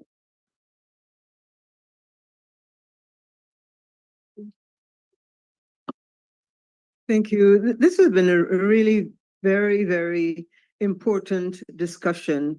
One that I think we need to tie back to the theme of this afternoon's forum, and that is equity or back to slavery.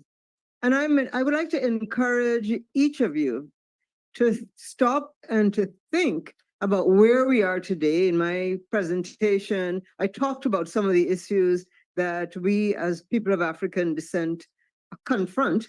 you know those things much better than I. There's so many ways that we experience discrimination, marginalization, and disrespect every single day.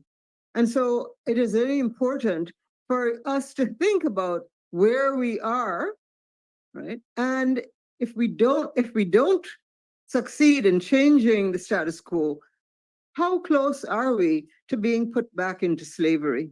Slavery takes all kinds of forms. There's debt peonage, there is receiving a pittance, as they are trying to do to teachers.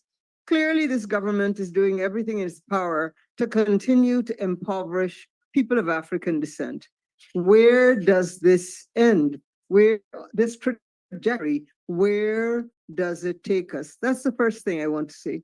The second thing I wanted to say is that, as I mentioned, IPADG has really upped its game with respect to international advocacy. Not only do we attend the meetings of the UN Permanent Forum and the Working Group of People of African Descent, but we provide reports to the UN at every opportunity. And so one of the things when we engage with not only the United Nations, but members of Congress and other US institutions, we are asked, what are the people doing? What's happening on the ground? I'd like to suggest one thing that you can do is each person who is here today, go back to your community, to your family, and hold that bottom house meeting to discuss what you have heard here today, because this struggle has to involve everyone. And so many of us are either misinformed or poorly informed, or worse yet, misguided.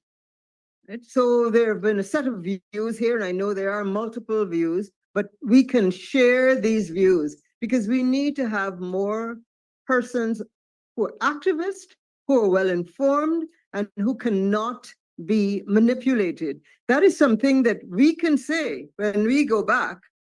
Our people are making sure that the communities on the ground are well informed, understand the issues, and understand what is at stake.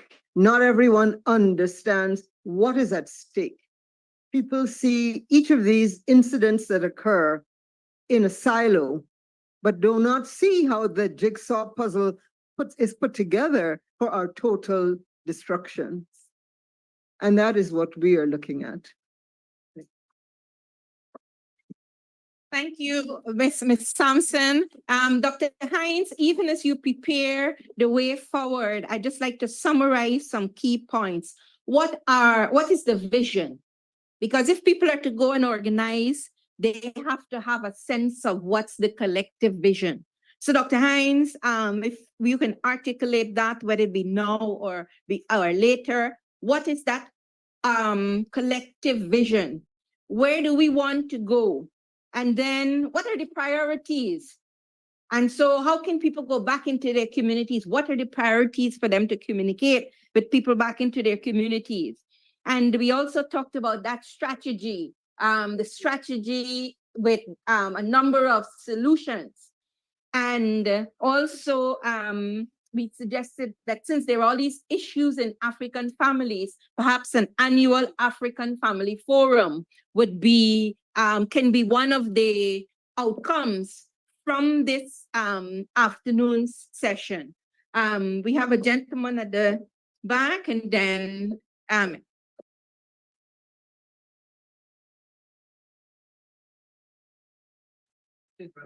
he changed his mind. Oh, he changed his mind. So if there isn't anyone else, also Mr. Norton, since you're with us, before Dr. Hinds, we go to Dr. Hinds. If you can, we'll also ask the head table to give your final comments. If you can also give us one or 2 points in terms of, or you tell us, what do you think people should leave here this afternoon and go and do? So we're going to come to you now in the audience here, even online, if you'd like to send your comments. What can you do? We'll take about maybe 3 or 4 persons. what can you go back, leave this forum here and say that I am so hungry for change that I'm going to go and do this? What is it you're going to do? Go back and do. Oops. Yes.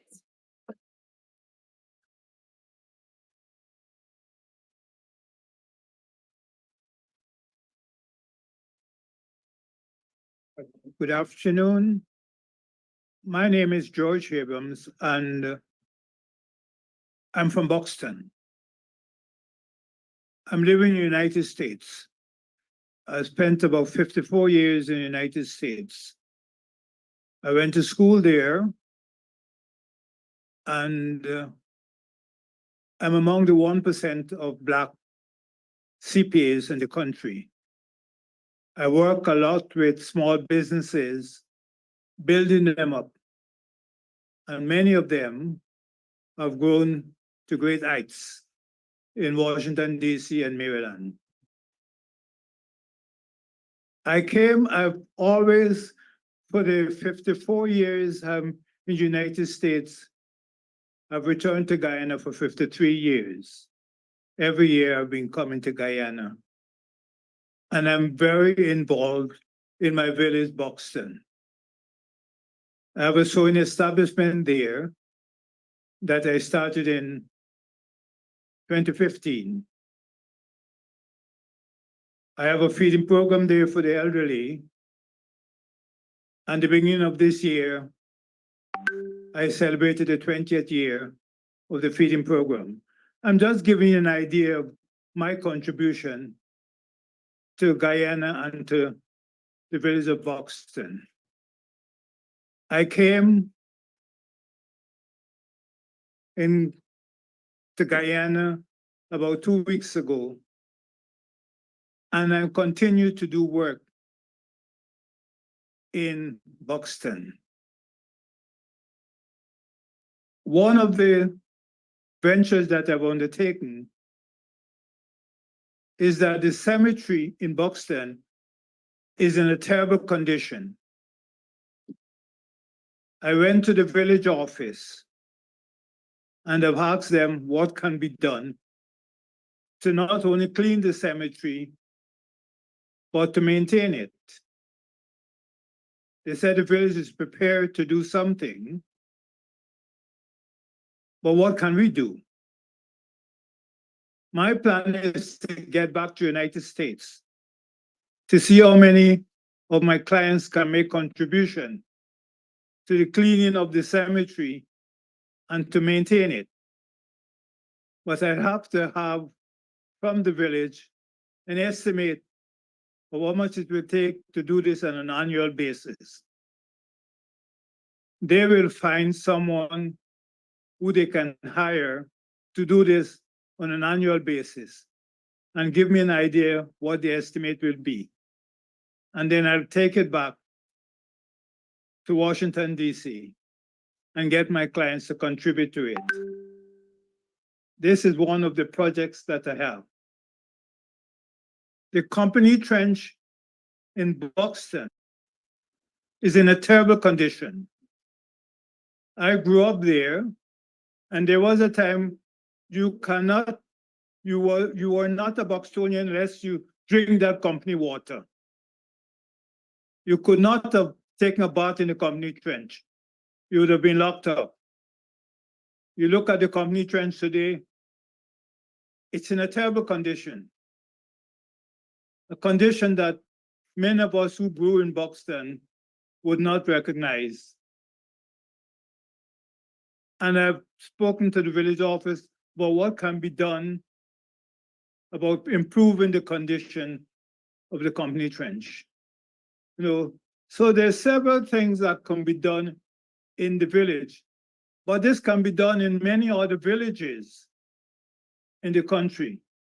We, as Black people who live in the villages, can take on these tasks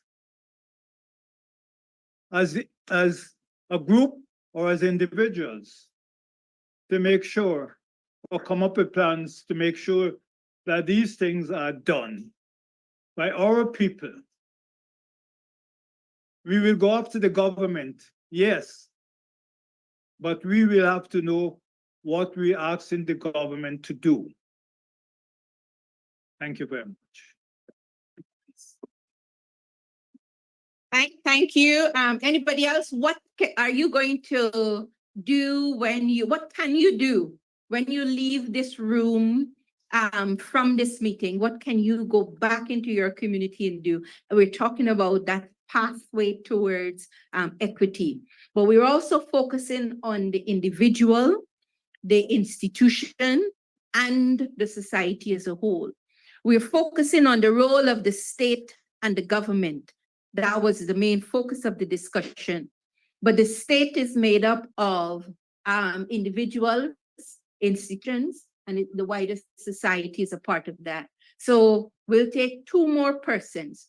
What can you leave this room this evening and go back into your community, your sphere of existence, and do?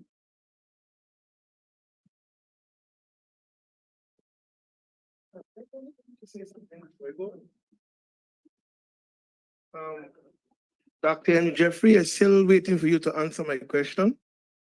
But while I going to wait for that, let me say that I'm a concerned citizen, and I'm also deep into the whole thing about Black people being marginalized, and to me, very informative.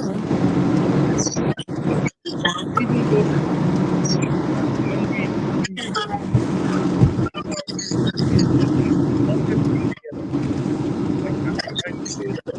the Black in the experience. So to me as an individual, I can encourage my fellow Black young men to get educated, to get informed, and from the grassroots level, as we can call it, we can help to foster integration and to build a sense of pride, in ourselves, and be ambitious about our lives, and able to think constructive and to be productive and so on. So that's what I am going to do. Let's give him a big round of applause. Yeah. And so do we have anybody else? Hi. Good evening, comrades. My name is Oswald Harris. I was born out of the era of feed, house, and clothe the nation. And I was responsible for the weaving of cotton. The Chinese trained me, and I was deeply involved with training other Guyanese. I learned a lot from the Chinese, and it is one of the projects that was dear heart of Forrest Warnham. And our first bit of fabric, I was the person who pulled the first machine with the common leader, witnessing that. Saying that this program of feed, house, and clothe the nation was a very innovative venture that we had embarked on in this country. Training and mobility of our people who were employed from the West, from Belt, East from Belt, Campbellville. And it was very important that we see employment for our people. We had a lot of cottage industries in this country here that was initiated by the great common leader, Forrest Warnham. And I want to give praise and thanks to him.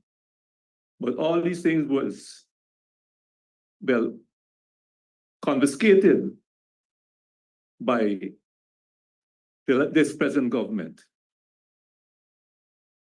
Sonata Textiles produced a lot of cotton that we used to export, and we used to do cotton prints. Our first May Day parade, we wore the fabrics that we had produced, and we were decked out, and we won the prize for the best dressed union representation. So I just wanted to say that we need to resuscitate our groups in the various areas. I'm from the North from Belt area. And I talk to youths in the area. And I encourage them somewhat that we should be more conscious of what we are in and how we should. But what we need is a lot of input from the political heads so that we can resuscitate the YSM, all the different youth groups, because I'm not seeing much of that. And that's one of the ways in which we can reach out to the youths and give them encouragement so that we can, the way forward. I'm very much disturbed at the level of which youths are at. They're not focusing on what's in the present sphere of life right now. All we know about is sport, boom boxes, and they're bringing artists from outside, and we want to move them, not move them away from that completely. But the point is that we need to focus in a different direction if we're going to move the way forward. So I just want to see if I can get some help from the political heads, because I know Aubrey. Aubrey, we came from Linden. I'm a Linden born. I'm very much peeved about the situation in Linden right now, because it's not to my liking. So the whole thing about it is that we need to compare what's happening now with this present government, and also to give our youths a better way of life for the future. I thank you. Thank you very much. So perhaps Miss Simpson and Dr. Hinds, that strategy, yes, that strategy can include how to an accompaniment for young people, young African people, and how to, Dr. Hinds made a point on social capital. How do we build strong social capital for the development of the African people and the country as a whole? Dr. Jeffrey, I'm going to come to you after this person for your closing remarks and to respond to the gentleman's question, and then Ms. Samson for her closing remarks. Then we go to Mr. Norton, Dr. Hinds, and we close the session. 1 minute.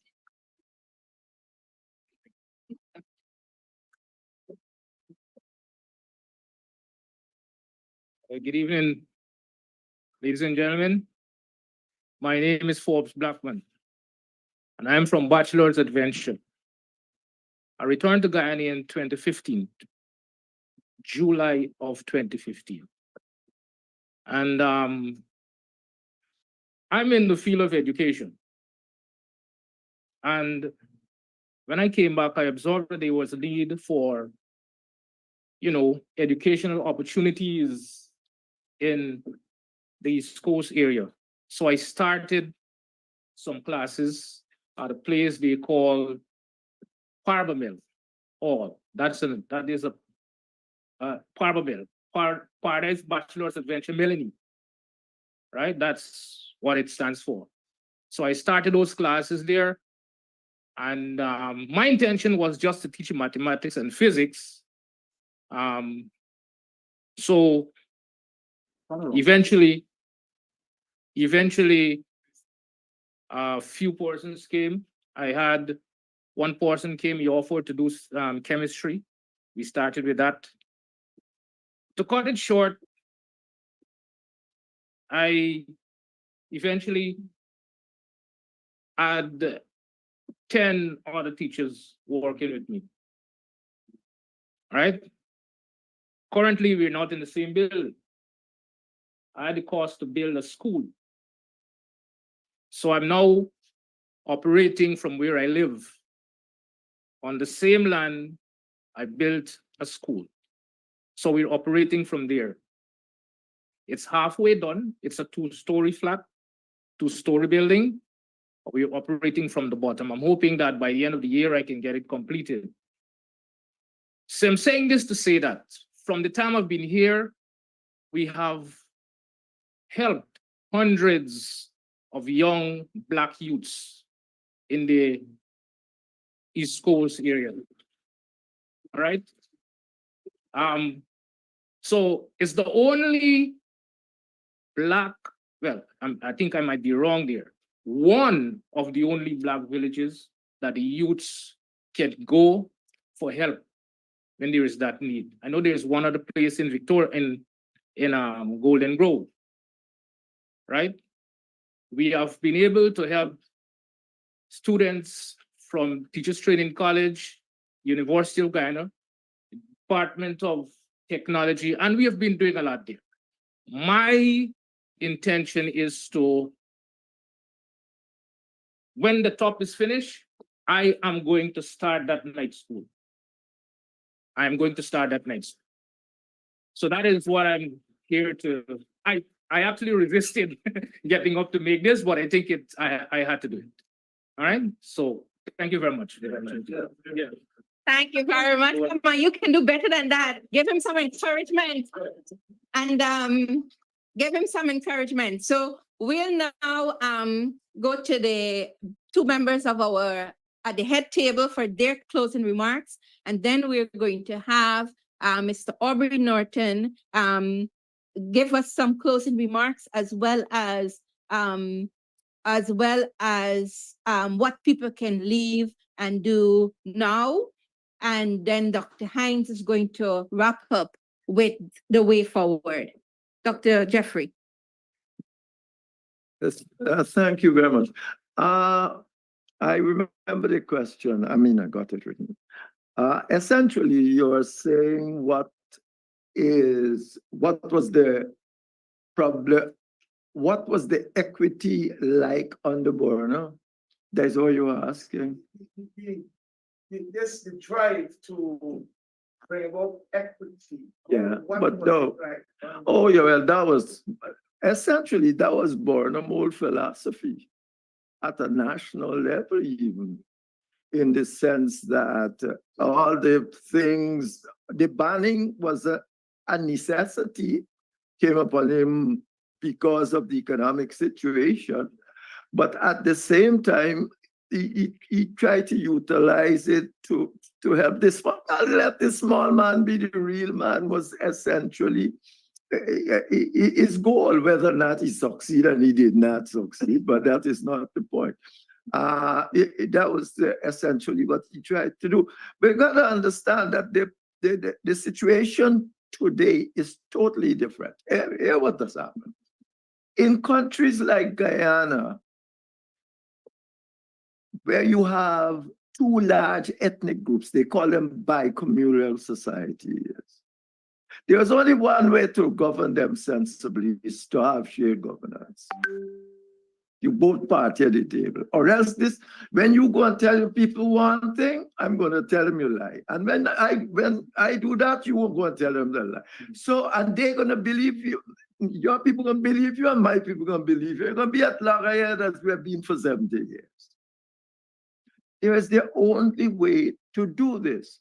Now, the PPP don't want to do it. But they didn't understand this. Even I, is after 2000, and I start seeing, remember Barnum was there, largely in the Cold War era. So when Hoyt came, the Cold War era was all gone, but still he just saw the politics as normal. But when he sat down and see what's happening in the society, he suddenly changed his mind in 2002 around then, saying you got to have shared governance. And everybody, every international people been telling us that for the long. The British offered it to us during the constitutional reform process. So that's the difference. I mean, but the PPP can't get you on their side, because that's how the situation operates. And you can't get no significant Indian vote to make them tell you nothing. It's yeah, you're not gonna get significance. You might go 1 or 2 years something, but you're not gonna get any significant number. And the result is to get significant number. The PPP doing something different. It's trying to buy you, it's trying to force you. It's saying if you get poor, you have to depend on it. It's saying if you get poor, you can't go and strike. If you do and all of those things like say, so that is what they're doing. Fordham never did that. Because Bernard never saw the problem and he never faced the problem because that problems only came home in 1992 when you introduced competitive elections and people can win or lose. So you see, it's a little bit more complex. So I close with that.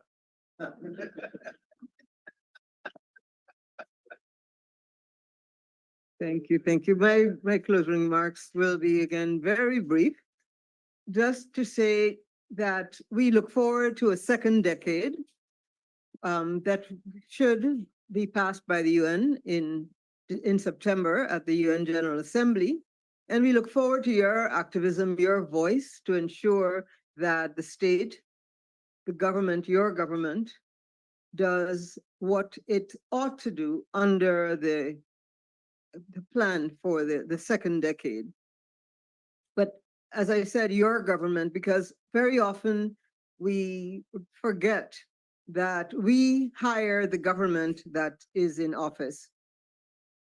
We hire that government, and the degree that we allow them to mismanage, we allow them to conduct the affairs of the nation in a way that is unacceptable to us, we need to present them with a report card that says we are dissatisfied. And certainly people of African descent have every right to be dissatisfied with the performance of a government that is in office, with the performance of the government that is in office. Just a few reminders. Well, before I come to reminders, I'd like to say that we talked about forms of protest, forms of resistance. And I want to point out to you that your support for Ipadaji is a form of resistance because it is taking a position against the government. Government has every intention of destroying institutions like Ipadaji that is focused on capacity building and upliftment for our community. Your voice and your support is important, right, to the maintenance of our dignity, to the integrity of our institution, and certainly to our agency, to make it clear to government that African Guyanese have agency and have the right as citizens of this nation to have their own civil society groups work with them on the issues such as those that Ipadaji works on. I want to urge you in your groups, please, groups, we have to work together. And learning and teaching our history to the youth, and we do a lot of work with youth, is really critical because our people in general, we do not know enough of our history. If we knew our history, we would demand better because we would remember the huge stake that we have in this society. All of this cleared space that we occupy on the coast comes directly from the forced labor of people of African descent. Right? That is unpaid, and that is why we call for reparations, which will be one of the topics of the second decade, the theme of the second decade, reparations. But you can only make that demand for reparations if you know your history, and therefore you are calling on that history to determine that demand to the powers that be. And our demand for reparations, we should not only look externally, but we must look internally because the state benefits from the systems that people of African descent put in place. Those canals that they're fast filling on which we rely for not only irrigation, but flood control, and you know what that is. So we have to focus on history and we must teach our young people our history. We can, for example, at Ipadaji right now, we have a group that is reading Blood on the River, a chronicle of mutiny and freedom on the Wild Coast about the 1763 revolution. And that why are we reading that particular book? For two reasons. One, it is a book written by a Dutch author who was able to read and access information that's newly available. 900 interrogations of recaptured enslaved people. The Dutch have translated that. She read it in the Dutch, but they have now been translated and made available.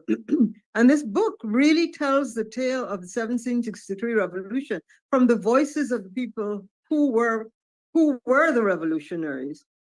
And so it's an amazing vantage point from which to learn about our history. So read and learn about our history and share it. On August the 31st at the Theatre Guild at 5 o'clock, that author will be there to lecture about this book, her work, her research, not only the book, but her entire research on the Dutch colonies of Berbice. When we speak of reparations, the Dutch are the Dutch are central to our reparations. Having held the colony for over 200 years, intermittently losses to the French and British, but 200 years, we don't focus on that enough. And hence, when the Dutch apologized recently, they did not include Guyana because we don't have a constituency in the Netherlands that makes that demand. And we here are not making that demand. And so we have to focus on the Dutch as part of our reparative justice. And then, so August the 31st, 5 p.m. Theatre Guild, I invite all of you to please come out and to tell others. And lastly, I'd like to make a plug for the Itpadaji Credit Union. Again, this is about freeing ourselves and creating opportunities within our own community for the advancement and financial freedom of our community. Itpadaji is located at 14 North Road, Border, the former home of President Hoyt. So that's my plug. Thank you. Thank you, Dr. Henry Jeffrey and Ms. Olive Samson. Mr. Norton, could your final remarks, please, and then Dr. Hinds. All I would say at this stage is that I hope there's the crafting of a vision and the development of a plan to deal with the African Guyanese issue. And critical to that plan and action that should be taken is the development of organizational capacity in every community. I do sincerely believe that even before we talk about all the struggles, etc., if we don't put the organizational capabilities in place, then all of it would be talk. So I would like to see the vision, the plan, and us working and putting strong African groups in all African communities. Thank you. Thank you, Mr. Norton. Dr. Hinds. Thank you, and thank all of the persons who have participated in the forum today, as presenters, as members of the audience, and those who are further afield following the program online. We meet again as we must meet. We meet because those who would like to see us go back into slavery do not want us to meet. And so our very meeting today is a form of resistance. And as I said, I understand from my own study of societies like ours and ethnic groups that are in conditions that we are in Guyana. We understand the level of frustration and the wanting things to end today. But we have to understand as a people that the process of emancipation is that it is a process. And that every time we meet and we talk and exchange ideas, we are freeing ourselves a little. And we've already had one small success coming out of today's activity. The gentleman from Bachelor's Adventure that says that when he finishes the top flat of his school, he will start the night school. And if you can remember in my presentation, I made the point that it's one of the things that we will urge government to adopt night schools in our villages. But here is a brother who's going to take it and run with it. That is a form of success coming out of this meeting. It is not easy, as Martin Carter says, to be poised and bound. It is not easy to be poised and bound. And so we have to every day come out and prepare ourselves to struggle anew. We are facing perhaps the worst crisis in the African Guyanese community since enslavement. And when one considers that we have had 150 years of colonialism, one may say, well, Dr. Hinds, you're being too harsh. But this government has pulled all the tricks of the previous regimes, the slave regime, the colonial regime, and it is employing them. It is changing the very narrative about African Guyanese. We have Indian rights activists who are less concerned about Indian rights and more concerned about taming Black people and catching Black people and enslaving Black people. We are up against it. But I want us today, as we go back to our homes, to say we're not complaining, we're not crying, and we're not going back into slavery. And we're preparing ourselves for struggle at all levels. At all levels. Dr. Jeffrey talks about the scores of ways to struggle. And perhaps some of those ways we have written them because the manifesto for struggle has to be written by Africans coming out of slavery, colonialism, segregation in America, apartheid in South Africa. We had to have been the authors of those ways of struggle. And so we have to prepare ourselves every day, and we've got to prepare ourselves to struggle when the time comes to be able to seize that time. If I were to sit here today and to say to you, this is how the struggle will unfold tomorrow or next week, I'll be lying. What I can do is, as Dr. Jeffrey says, to lay out for you, to you, what is it that we want to do? And as I said, we are a political party-centered society, but that does not mean that we should not strive to organize outside of the political party without bringing ourselves in conflict with the political party. And I think we have to change the minds of political parties by our own activism in our villages. We have to have political parties come to the realization that you can talk about, you can advance the agenda of the ethnic group that support you, while at the same time advancing a national agenda. The Working People's Alliance today put before us that three-prong: the regional, the national, and the ethnic.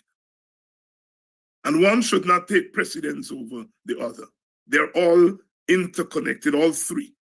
And I think it's an opportunity for us to teach our political parties how to operate in an ethnically divided society in which ethnicity and race are there whether we like it or not.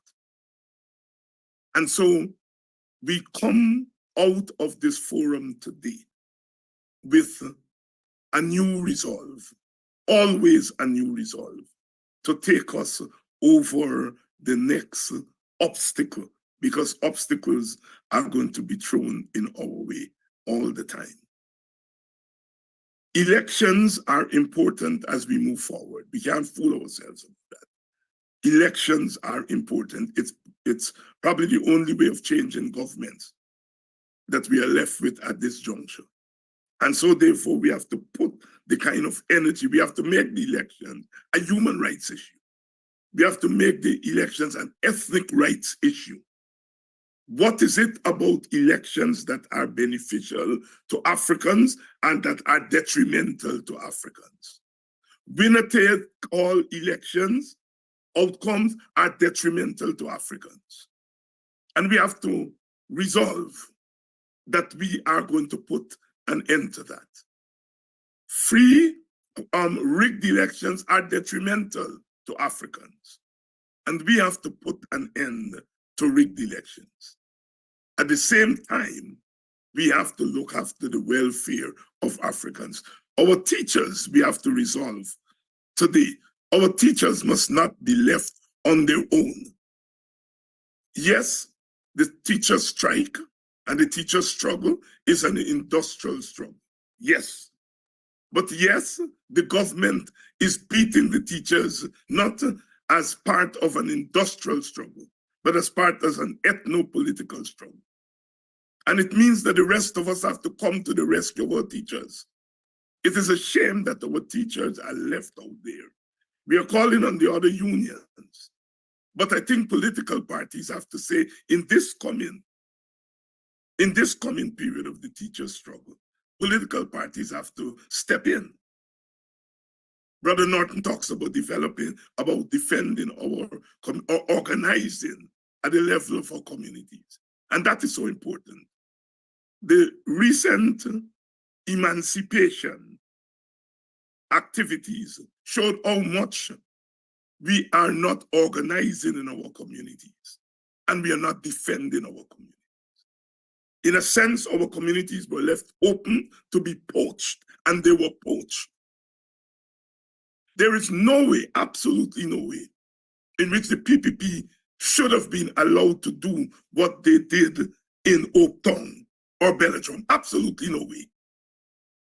And it's a dereliction of duty on the part of African Guyanese leaders of all stripes, political and cultural, that on such a day, we allowed the enemy to go into our communities and mantrol it, as the young people would say. And I'm saying that with a lot of passion because I belong to a village. And we had to give supreme leadership to that village to keep those vultures out. We knew they were coming. And we said as political people that we are not going to do emancipation as song and dance. We're going to do it as political defense.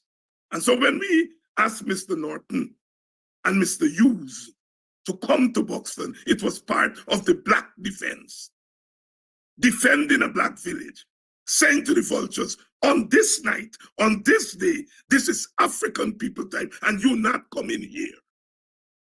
But unfortunately, our other villages did not have the kind of organization and the kind of presence of mind to realize the war that we are in. So as we leave here today, we agree with Mr. Norton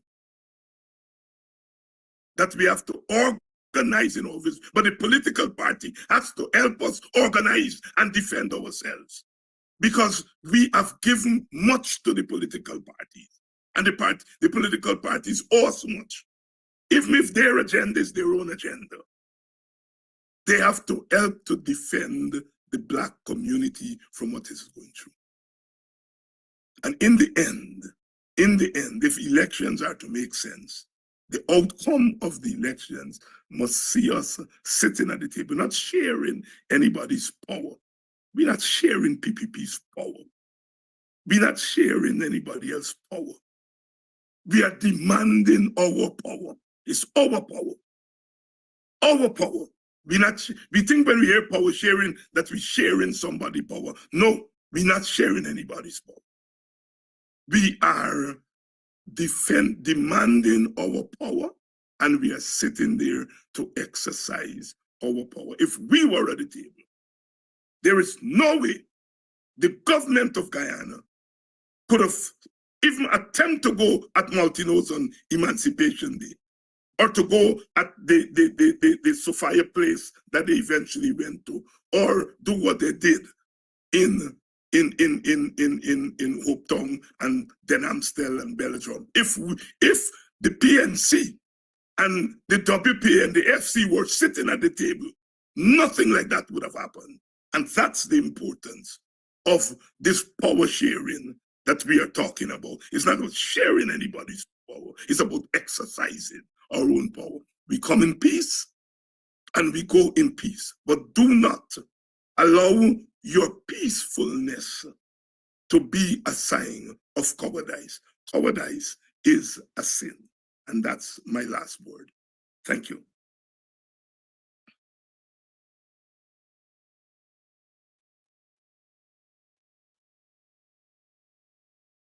To develop that strategy. Three, to organize around our groups. One of the things, and four, perhaps the next 10 years should focus on resilience, building resilience in the African communities. One last thing I wanted us to do, let's stand, and this is, all of this we've discussed, it's in a context, and that context is in the Guyana context. So just let's sing Oh Beautiful Guyana, and then we bring the curtains down, and we all go back. But before we do that, one of the things we don't do enough is to say thanks and to celebrate. Let's give ourselves a big round of applause. All right? And let's give another big round of applause for Ipajiji. Another big round of applause for Cuffy250. And another big round of applause for our political leaders who, they're not perfect, right? We're not there yet, but we've come a long way. So let's give them a big hand. Right? And so let's just sing Oh Beautiful Guyana, and then we will go our separate ways and get home safely. I'm no singer, eh? So let's start. Yes.